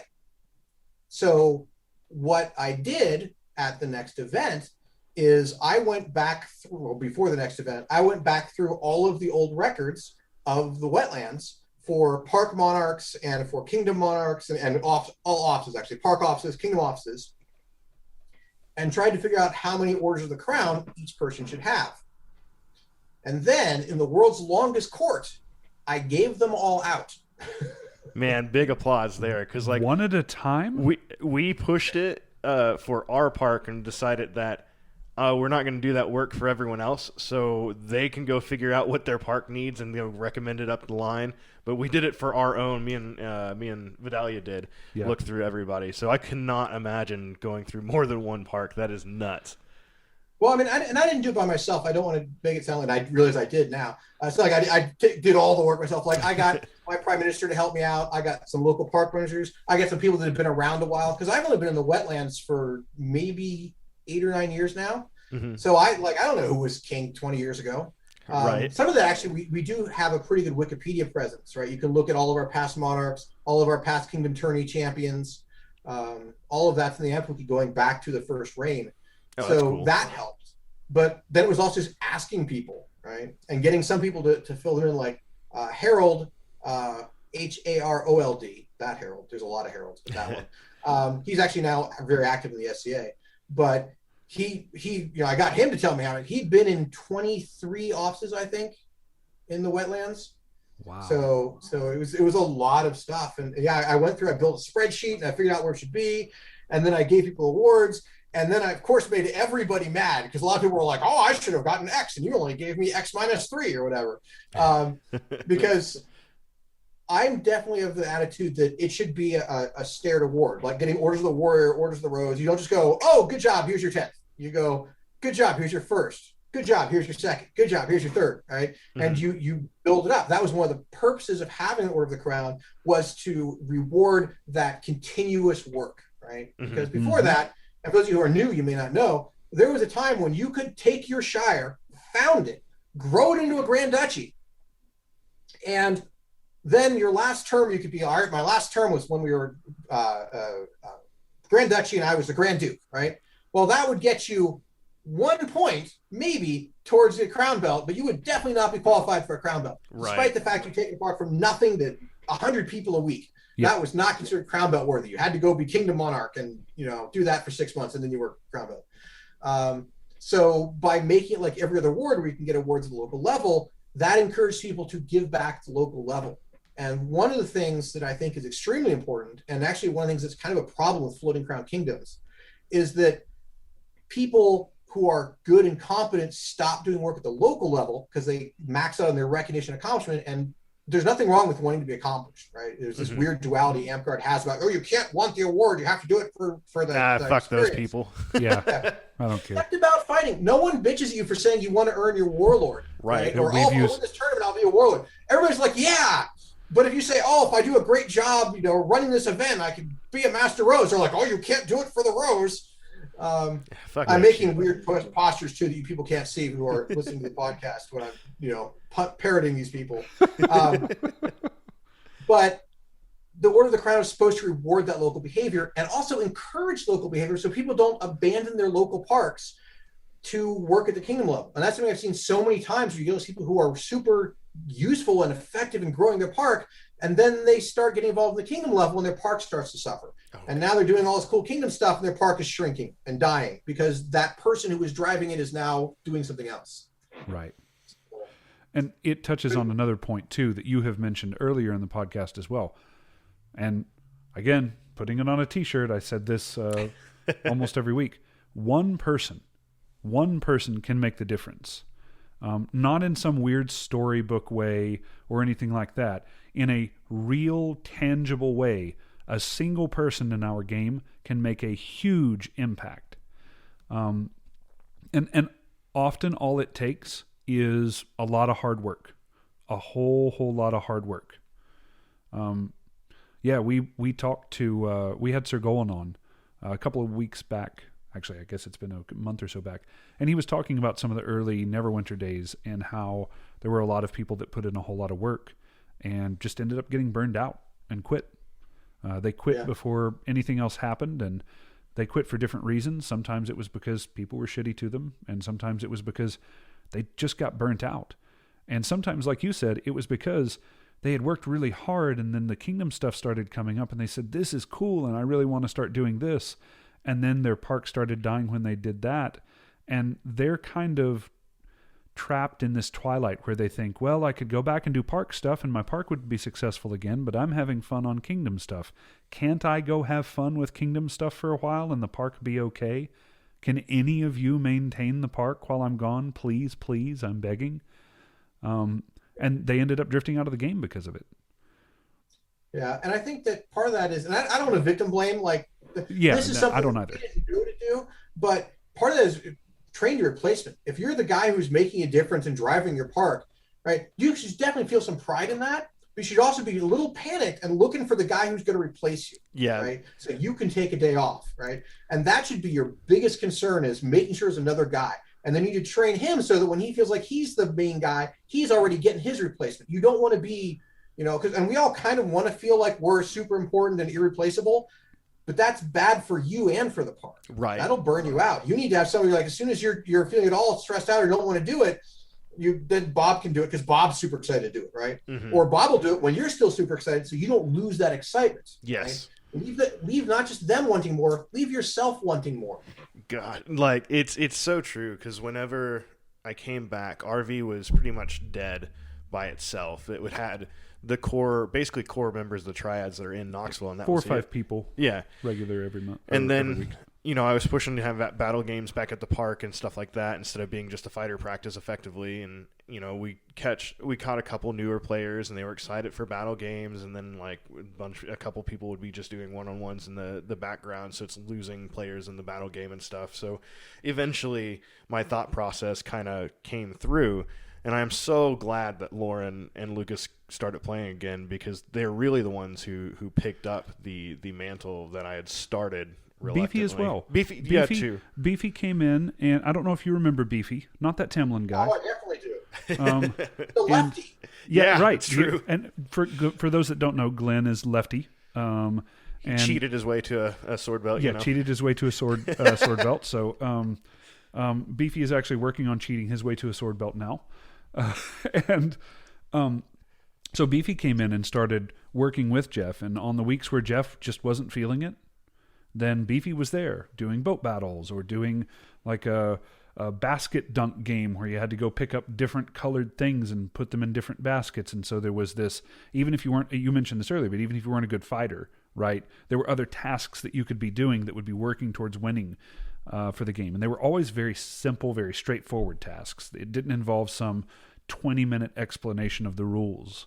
And Luke's and Lauren started coming back out, and they were also, they brought their infusion of new friends and new people who wanted a battle game and do all of these things, and brought their own ideas for what would be fun. And when I said earlier that we reached a point where we kind of started looking at this as how could we have fun with battle games, I don't want to misrepresent what the park did. It's not that everyone suddenly said, we're just not going to be competitive anymore. Maybe it would be better to say that we understood when we could be competitive. Like if me and Jeff and Gunn and Zeb are members of this larger battle game with 25 people, which for our park would have been unheard of for many, many years up to this point. If we 4 end up on a flank, we're going to tear each other to pieces. It is going to look like something horrible off of a National Geographic movie by the time that finishes. But then when we leave that and we step over, if Warlord Gunn's the only one that's left, and then he leaves that and takes 4 steps and is up against 3 of our newbies and one of the children of our non-coms that's out there that's only 10 or 11, well, he's probably not going to cleave all of them in 2. He's still going to have fun with it, right? But it's dialing your competitiveness down to what I'm going to call an appropriate level, and I hope that makes sense when I say that. And then just also being more supportive of having people out. This was another big problem for us. I don't know if it was for you guys. Being more supportive of having people out that fighting maybe wasn't their main focus. Maybe they did really just want to be the cool wizard who was throwing ice balls and shattering people, or a non-com that was sitting on the sidelines knitting or weaving a belt or something like that. we haven't always been supportive of those people. And it wasn't because we were trying to be jerks. It's just because it's something that we never really thought about before. As odd as that sounds to say, I don't think that any of us were out and out against anyone like that. It's just we didn't think about it. We were inconsiderate. Maybe that's the best way to put it. And I think that's been a big culture shift too. Yeah, that's actually something that definitely something I've grown in as a player. Something actually Sinew says, don't yuck somebody else's yum, right? And it's something that I've actually tried to explain my whole life. And that is, if just because someone else is having fun with something that you don't have an interest in doesn't mean what they're doing is dumb or stupid or mockable, right? Like there was like the Star Wars kid, right? That's probably too old for a lot of people, but basically he was this overweight kid who was flailing around with a broom staff pretending he was Darth Maul or something from Star Wars. And he was the source of a lot of ridicule on the internet. And when you think about it, why would you make fun of that guy? He's having fun. He's not hurting anybody. It's not costing you anything. And he's having fun doing a thing. Let him do his thing. Yep. And that should be everybody's attitude about Amtgard. If someone wants to come out and pretend they're a badass warrior, right? As long as I don't have to throw the fight to buy into their role play or whatever, then let them role play being a badass warrior, right? Maybe they're a badass warrior who has a cold when they were fighting me and they sneeze and that's why they got stabbed. I don't know. But let them have their thing. Everybody's the hero of their own story, right? And their story may not be one you want to tell, but it's their story, not yours. Mm-hmm. Yeah, right. Speaking of being a badass warrior, I see that you have technically 3 paragons. Our kingdom holds Paragon in very high regard. We actually have a circle of paragons that function somewhat like the Circle of Knights in that our king will actually go to the Circle of Paragons for recommendations and things like that. It says that you got Scout twice, though, and you have Monk as your third one there. How did you end up getting Paragon Scout twice? Was that on accident? It was sort of an accident. But it was also kind of like to resolve some confusion. The first time I got it, they didn't. It was actually before it was Paragon. It was when it was Master. So I was Master Scout. Yep. But they didn't want to just give me Master Scout because that didn't seem flirby enough. And I shouldn't say flirby because that word has some negative rating. It didn't seem role play and fun enough. Right? It didn't seem cool enough. Sure. So what they did is they actually gave me a specific title that was supposed to be my Master Scout, and that was High Ranger of Darkwater East. Oh, that's cool. Oh, that is really cool. And that was a super cool title. I was super stoked about that. And I was really into Scout. Like I always played Scout, and I was always like Scout this, Scout that, and I really enjoyed it. But then at some point, people were like, "Oh, Glen doesn't have a Master Scout," and I'd be like, "Well, I do. I've got High Ranger." They'd be like, "Well, it's not a Master Scout. You don't have a Master Scout."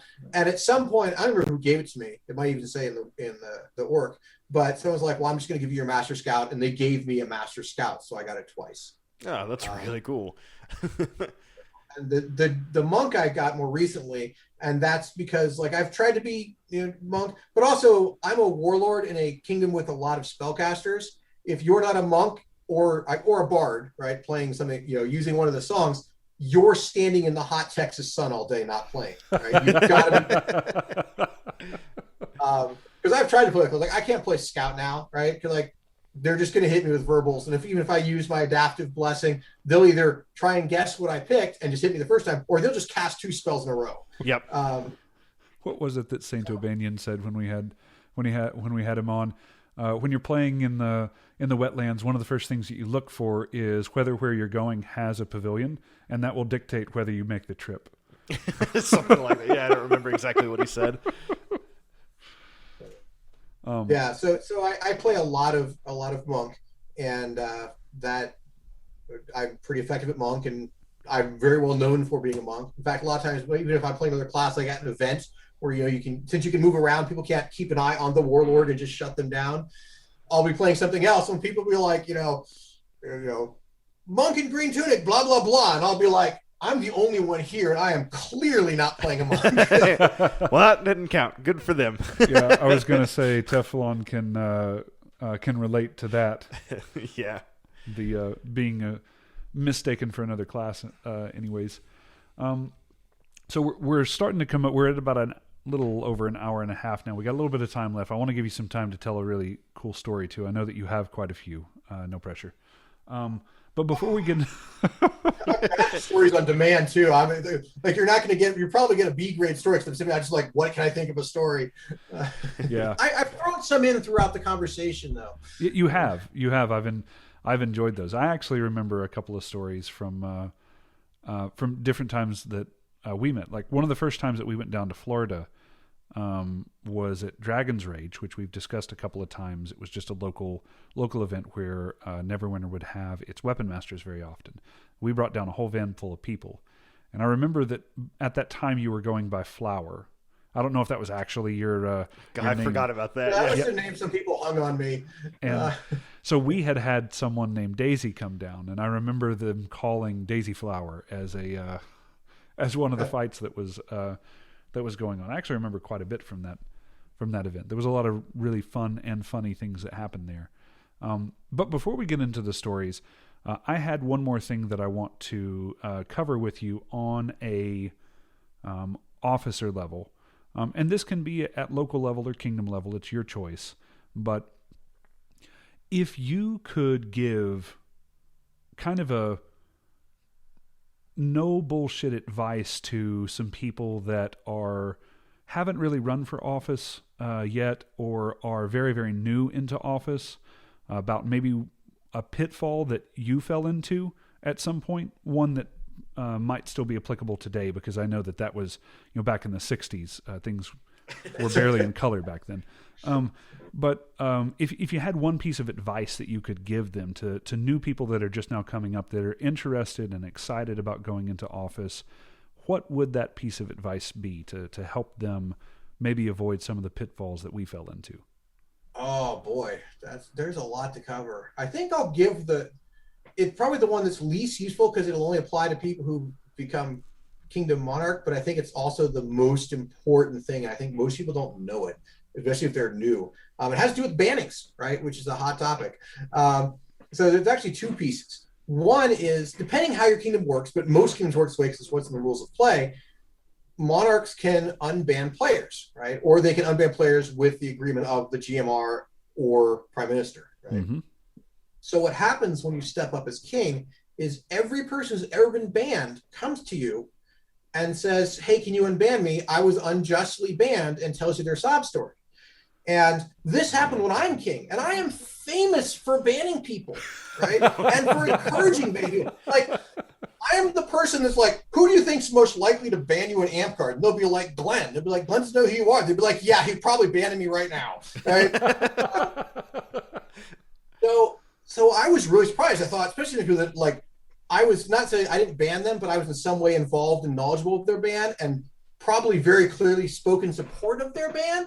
They then came to me with a sob story about how they were banned unjustly, and I'm like, that's not even true. You're just making shit up, right? A lot of people that are banned are going to lie to you, and the ones who aren't constantly lying are still telling you the story from their point of view as the victim, right? Even if they're doing it sincerely, right, and honestly, it's still very biased from their point of view and doesn't have the other side, which is usually the victim, represented, right?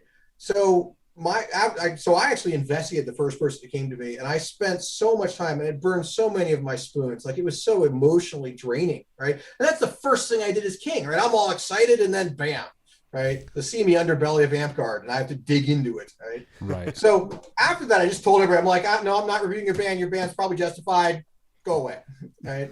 I was a little more polite than that, but that was something that I, as a takeaway, when you become king or in any position where you can unban people, everybody who's banned is going to come to you get unbanned, because that's one of the flaws in our system that needs to be fixed, because that kind of ruins it for every monarch. They start out getting hit with this, and they don't have all the knowledge, right? And they can't get it, so all they have as a side is the banned player's story.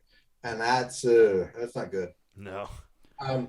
But a corollary of that is, if you think you're going to have to ban people, and this is where I think actually, to be sort of political, I guess, I feel like where our current monarchy made a mistake is, the detail is that for our current monarchy, when they were coming in, 2 of the incoming monarchy members got banned. So there were 2 openings to fill in the new monarchy. And then they knew there was other stuff happening, that they were getting complaints, and it was going to turn into a political quagmire. And what I think they should have done, and I think can be important when when you have bannings that are going to be very politically charged, right? They may not be politically motivated, right? I don't know, and I'm not making any claims about what our current monarch did. Right. Sure, right? sure. The monarch may have acted in complete good faith and done exactly the right thing. I don't know. Sure. But the problem is you can see that coming, that it's going to look a certain way, and you should act to minimize that. And one thing that could have been done, and I'm only saying this is hindsight too, so I'm definitely not blaming the monarch for not thinking of this. Right. And that is bring in someone from one of the other political circles, right? Because if you have someone in, I don't know, company B, and you're about to ban 2 people from company B, which your company hates, right? Which isn't the situation here. I'm making up a hypothetical, right? Right. But you're about to ban 2 people in company B, but you get someone who's known and respected in company B on board with those bans, everybody's gonna be like, oh, well, I guess that's fair, right? And you're covered. I mean, if your band's crap, you're not gonna be able to do that, but you shouldn't be doing it anyway. But if your band's good and you pick someone who is fair, right? Because there's always fair people on the quote other side, right? Mm-hmm. Making air quotes if you can't see. Then that'll make that pay off. That'll make that work, right? And that'll really diffuse a lot of the bad feelings about bans. That happened with a ban in the past. The first time I was champion here in the Wetlands, someone got banned. And one of the people involved in the ban was, I don't know if it was their knight or just a really good friend of theirs or something, but he was one of the people that, was involved in the ban and was like, oh, here's all this shit that happened. And so there was a lot less, blowback because they're like, well, you people just hate him. Well, what about his buddy over here who also said he should be banned? And it's like, oh, well, I guess we're done then. It's a really good point. Really, really good point. And it's definitely a problem that, especially in some games, we're starting to run tickets, right? Where you have a monarch and a champion and a regent coming together as the ticket who's running. That works great for organization and being on the same page and having the same excitement and working together. Mm-hmm. But then it bites you in the butt when you have to do something political if you're in a social group that has another social group that either is antagonistic to you or just thinks you don't like them. Yep. Right? You can think they're fine, but they can have this feeling, which you may not know about, that there's a problem. So not being too insular in your monarchy team, I think, is pretty important. Yeah, I think that those are both really good pieces of advice. I actually had a similar conversation with a younger Amtgarder here in Winter's Edge just a couple of days ago, where my feedback to them was along the lines of talk to people that don't necessarily agree with you politically. And if you're ever running for office, look for people that maybe aren't your best friends to run for office with you, but someone that you respect, right? You don't have to be friends with someone to have respect for their abilities and capabilities in office. And that was one of the things I learned from Neverwinter. And the leaders of the two political parties, the two big political parties down there, I don't think are ever going to go grab a beer together. But there was, at least most of the time, a level of respect that they shared with one another, where they could sit down and talk about things and decide on what they thought that the best course of action would be. I think that all of those are very, very important. And I think that they're things that are often overlooked. And people don't do it with any kind of bad intention. They just don't think about it. How often do we end up with this whole never, what's the saying? Never assume malice when ignorance is a perfectly acceptable reason. I kind of feel like that's a position we find ourselves in quite a bit. Well, I actually agree with where Glenn's talking about completely. The only issue I think in modern Amtgard is where we've gotten to the point where we can't talk about bans very well or things like that too. So I don't know if that's really the answer because you're bringing someone else in who potentially sees something that they're not supposed to see, so to speak, or whatever. I don't know. It's a really difficult thing to come about. Sorry, I was agreeing with Glenn as well. I meant that when you're trying to choose someone to go into office or something. No, I understand. But I just want to make that aside too, right?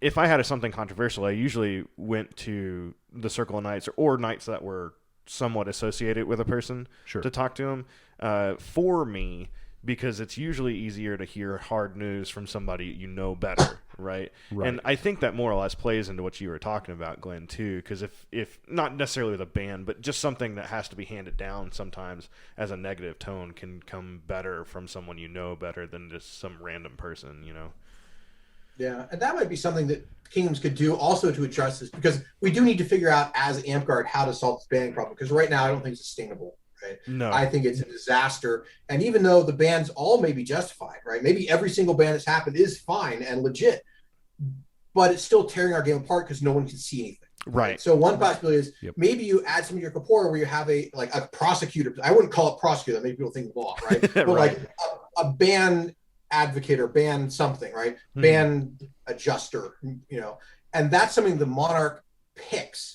And that way, the monarch, you have a person who's supposed to be involved in the ban, and they can pick somebody who they think will be trusted by the populace, right? Right. And they're not going to be abdicating their responsibility to ban. This is the person that's going to help them investigate and provide that validation from the outside that the monarchy isn't up to something nefarious, because here's this third party who is not part of the monarchy social circle that they pick specifically to get the kingdom's trust, who's the only person who knows and not going to tell anybody, but that's a witness. Right? Yeah, like a PI almost. Yeah, right. Yeah. Man, I'd really wish that we could get from like a process drawn up from like AI or something that's just a generic overall thing that we could do for it. But it may be a problem in and of itself because of state laws or something too. So I don't know. That is above my head. I think that the problem is it only comes up in people's minds because it's unpleasant when somebody's being banned and they're either for or against the ban, or it's just a giant mess. And so people only really think about this when they're worked up in some way. I agree. I would add to that. We're all friends hanging out at Cece's eating terrible pizza. We're not trying to solve the ban problem. Right. And that's when we can fix it. I'll add to it that it's not just when a ban happens in general. It's when a popular person gets banned is usually whenever problems arise. True. That's true. True. To end on a more positive note, it's story time, Glenn. So what we do is we ask you to share a fun, funny, or crazy story that has happened to you at an Amtgard event, on the way to or from an Amtgard event, or just involving some of your Amtgard friends. If you have a story that you tell all of your buddies around the campfire, you guys still talk about, or something like that, that's the types of stories that we're looking for here. So do you have any that come to mind?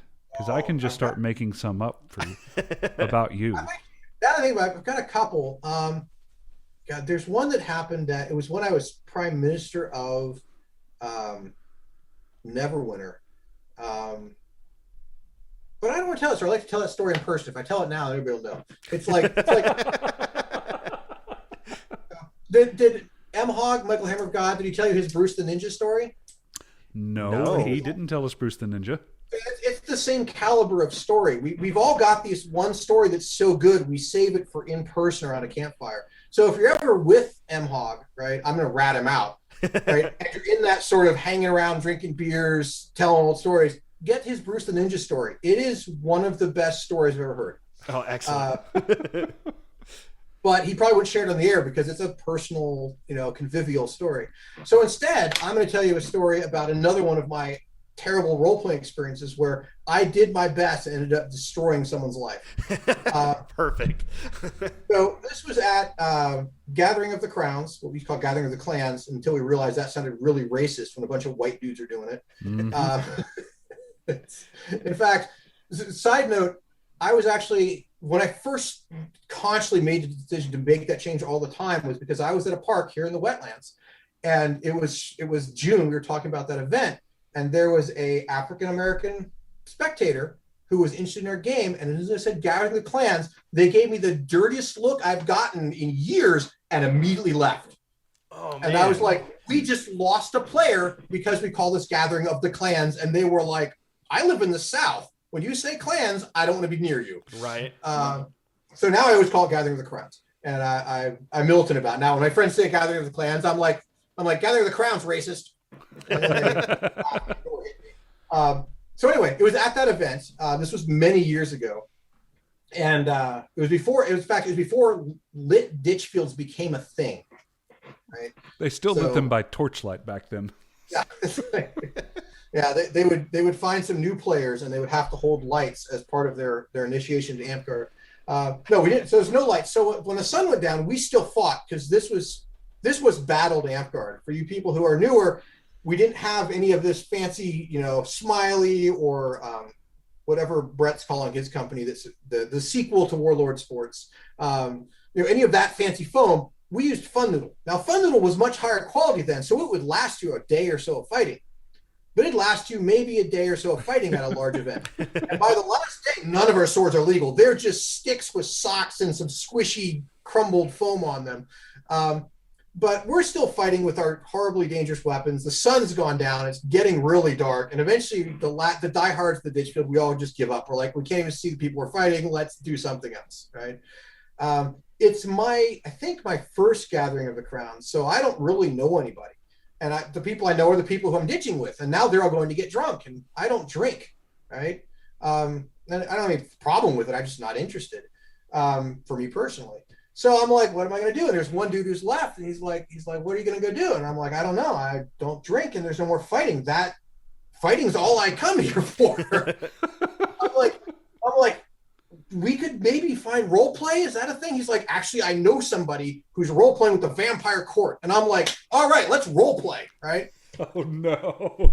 So I'm like, wait, we need sashes, right? So we go get our sashes, and this is V6, right? So we have things like 4 layers of stone skin, which also blocks verbals, right? The good old days. Yeah, the good old days. In really big air quotes, maybe 4 layers of air quotes. Right. So we go get our sashes, and we go get enchanted up, right? And then we run into somebody else, and they enchant us up, because I'm playing Scout, of course, right? So now I've got an enchanted weapon, right?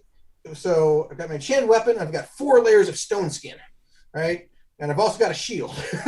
So I'm like,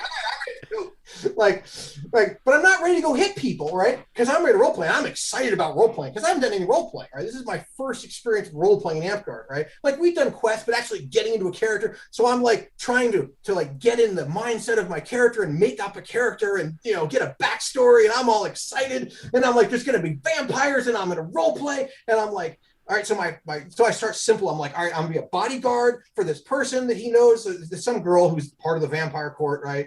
And so we're gonna be her bodyguard, so that way that'll be our in, so we don't have to know anything, and we can be ignorant because we're just the help. But that'll give us like the lever to role play in, right? Because like I play D&D, like I'm a huge nerd. I'm getting my PhD in computer science. I will be your king of nerds, right?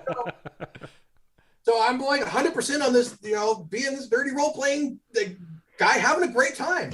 And so we go to the vampire court, and they're all like doing their vampire hissing and whatnot. And there's probably like 15 or 20 of them, right? And they're all role playing, and we come in, and she's like, my queen, I come as you've commanded.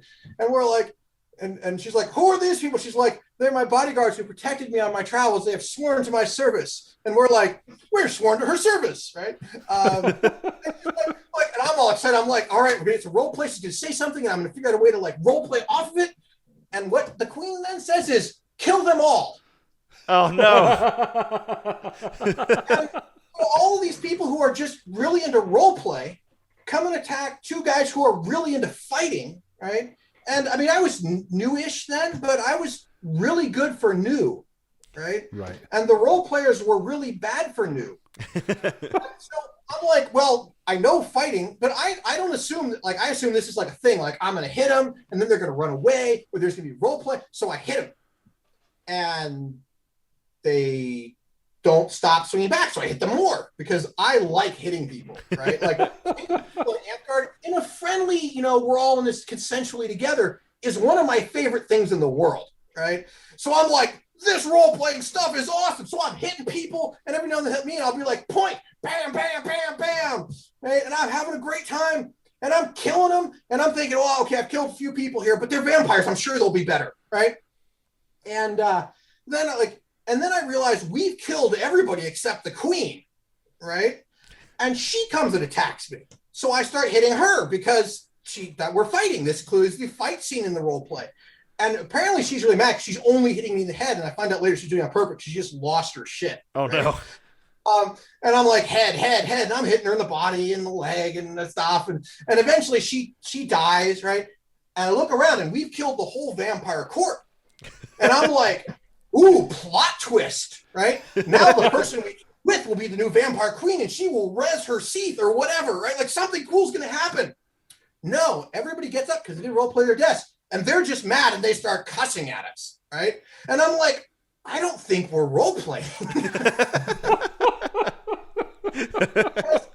Apparently, they played like one life role play. We killed their, well, not we, I had killed their characters. I had wiped out the vampire court. There was no more vampire court in Amtgard, and it was my fault. Oh no. And so they all just left, right? And I'm just kind of standing there, and then the person I'm supposed to be guarding, she's like, well, I guess that's it. And she leaves. And now I'm by myself, and I've killed off the vampire court, and I don't have anything to do. And then that's not the end of the story. She goes and gets the autocrat and complains. Oh. So the autocrat comes down, because I'm still standing around trying to figure out what to do. I'm like, I guess I could go home, right? Because I had a hotel, because I was, gainfully employed at a good job. Mm-hmm. And I'm a big wuss, let's just put it that way. So I stayed at a hotel. So I'm like, should I go back to my hotel? Is like Amtgard over for the night, I guess?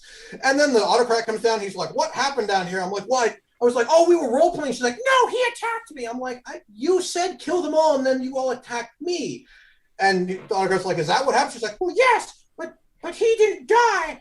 And I was like, well, I had stone skin on. You hit me a couple times, but I had stone skin, and stone skin in V6, for you listening, blocks everything. You get hit with a siege weapon, point off. And right? It was sectional, if I remember correctly. Yeah, it was sectional, and so it was way better than ancestral armor, right? It also blocked verbals, right? I was basically invulnerable unless you hit me at least 5 times in one location, which which none of these people as a group succeeded in doing. So then she's like, he wouldn't die. So I started hitting him in the head, and he still wouldn't die. And I was like, that was on purpose? I mean, it was a lot, but I thought she was just a really bad fighter who was excited. And the autocrat's like, you hit him in the head on purpose? And she's like, yes! And he's like, you're banned, get off site. Not only did you ruin the vampire court, you got him banned. Yeah, and then that was the end of it. So that's why and then of course I had the other experience I mentioned earlier. So that's why I'm trying to be very cautious with my role play, because I think I'm role playing and the other people are not having fun, and I am not always aware of that. So I try and be super cognizant of whether other people are having fun when I'm trying to role play with them, because I've had bad luck. Now I want to do a role play and invite Glenn up, but the point of the role play is that we're all being super over the top about the role play and not really understanding that no one else is getting into our role play. It's funny too. I wish I tried to look this up on AmpWiki. I can't remember it. You were in there used to be a treaty in Amtgard banning all vampire character personas. Oh yeah, the Treaty of Ben's living room. Is that really it? I'm looking it up. I thought it was like the Treaty of Enoch or something like that. No, it's the Treaty of Ben's living room. That's the actual name of it. Oh, okay. That's awesome. You were just an enforcer of the Treaty of Ben's living room. Yeah, like the treaty was before my time. But, but yeah, apparently I was just enforcing the will of the game. I still feel bad about that. If any of you are listening, I'm sorry. Like, I was there sincerely trying to role play with you, and I'm sorry it did not turn out that way. You have my sincere apologies. I can promise you that none of them are one of our 26 listeners.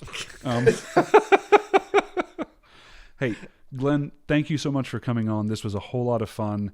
Do you have any... I know that we're still kind of in the middle of a pandemic, but do you have any shout-outs or anything that we could promote for you or for the Kingdom of Wetlands? There's a couple things coming up, actually. The Kingdom of Wetlands is doing its Collegium. That's actually something that is, go back to an earlier question I never finished answering. The region has a responsibility to run Collegium, which is a arts and science event that we have every reign.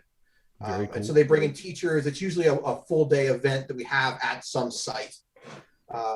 I know Neverwinter does something, or not, Wetlands does. The kingdom that doesn't have a water droplet anymore. Winter's Edge, right? Winter's Edge does a much more impressive version than we do, but we do the same sort of thing, and we did it first. You guys just do it better. But we have that, and that's coming up and will be online. I don't know when. And then there's also the for Drive to Four Kingdoms. I'm teaching a class or two on that. That is, let me check my calendar here. That is March 11th at 7 p.m. is mine, which will be some sort of Crown Night topic. And then that weekend is more of that event. I think that's Iron Mountains and Desert Winds and Polaris and some other kingdom. Maybe it's 4 kingdoms of some sort putting together an online thing. Oh, cool. Coming up. That is really cool. I've got a couple fighting classes I'm teaching too, but I didn't put them in my calendar, so I can't tell you when they are. I teach something online like every 2 or 3 weeks, it seems like. We'll follow up with you after the show's over and get those notes so that Cabbage can put those into the link section or whatever. Yeah. So thank you again so much for joining us. Lucas, who isn't actually here, but I'm so used to saying, Lucas, do you want to roll us out? Do you want to roll us out? Hey everyone, thanks for listening. If you liked what you heard, be sure to subscribe to our podcast on YouTube or Spotify to get notified about new episodes. And make sure to follow us on Facebook for announcements and more.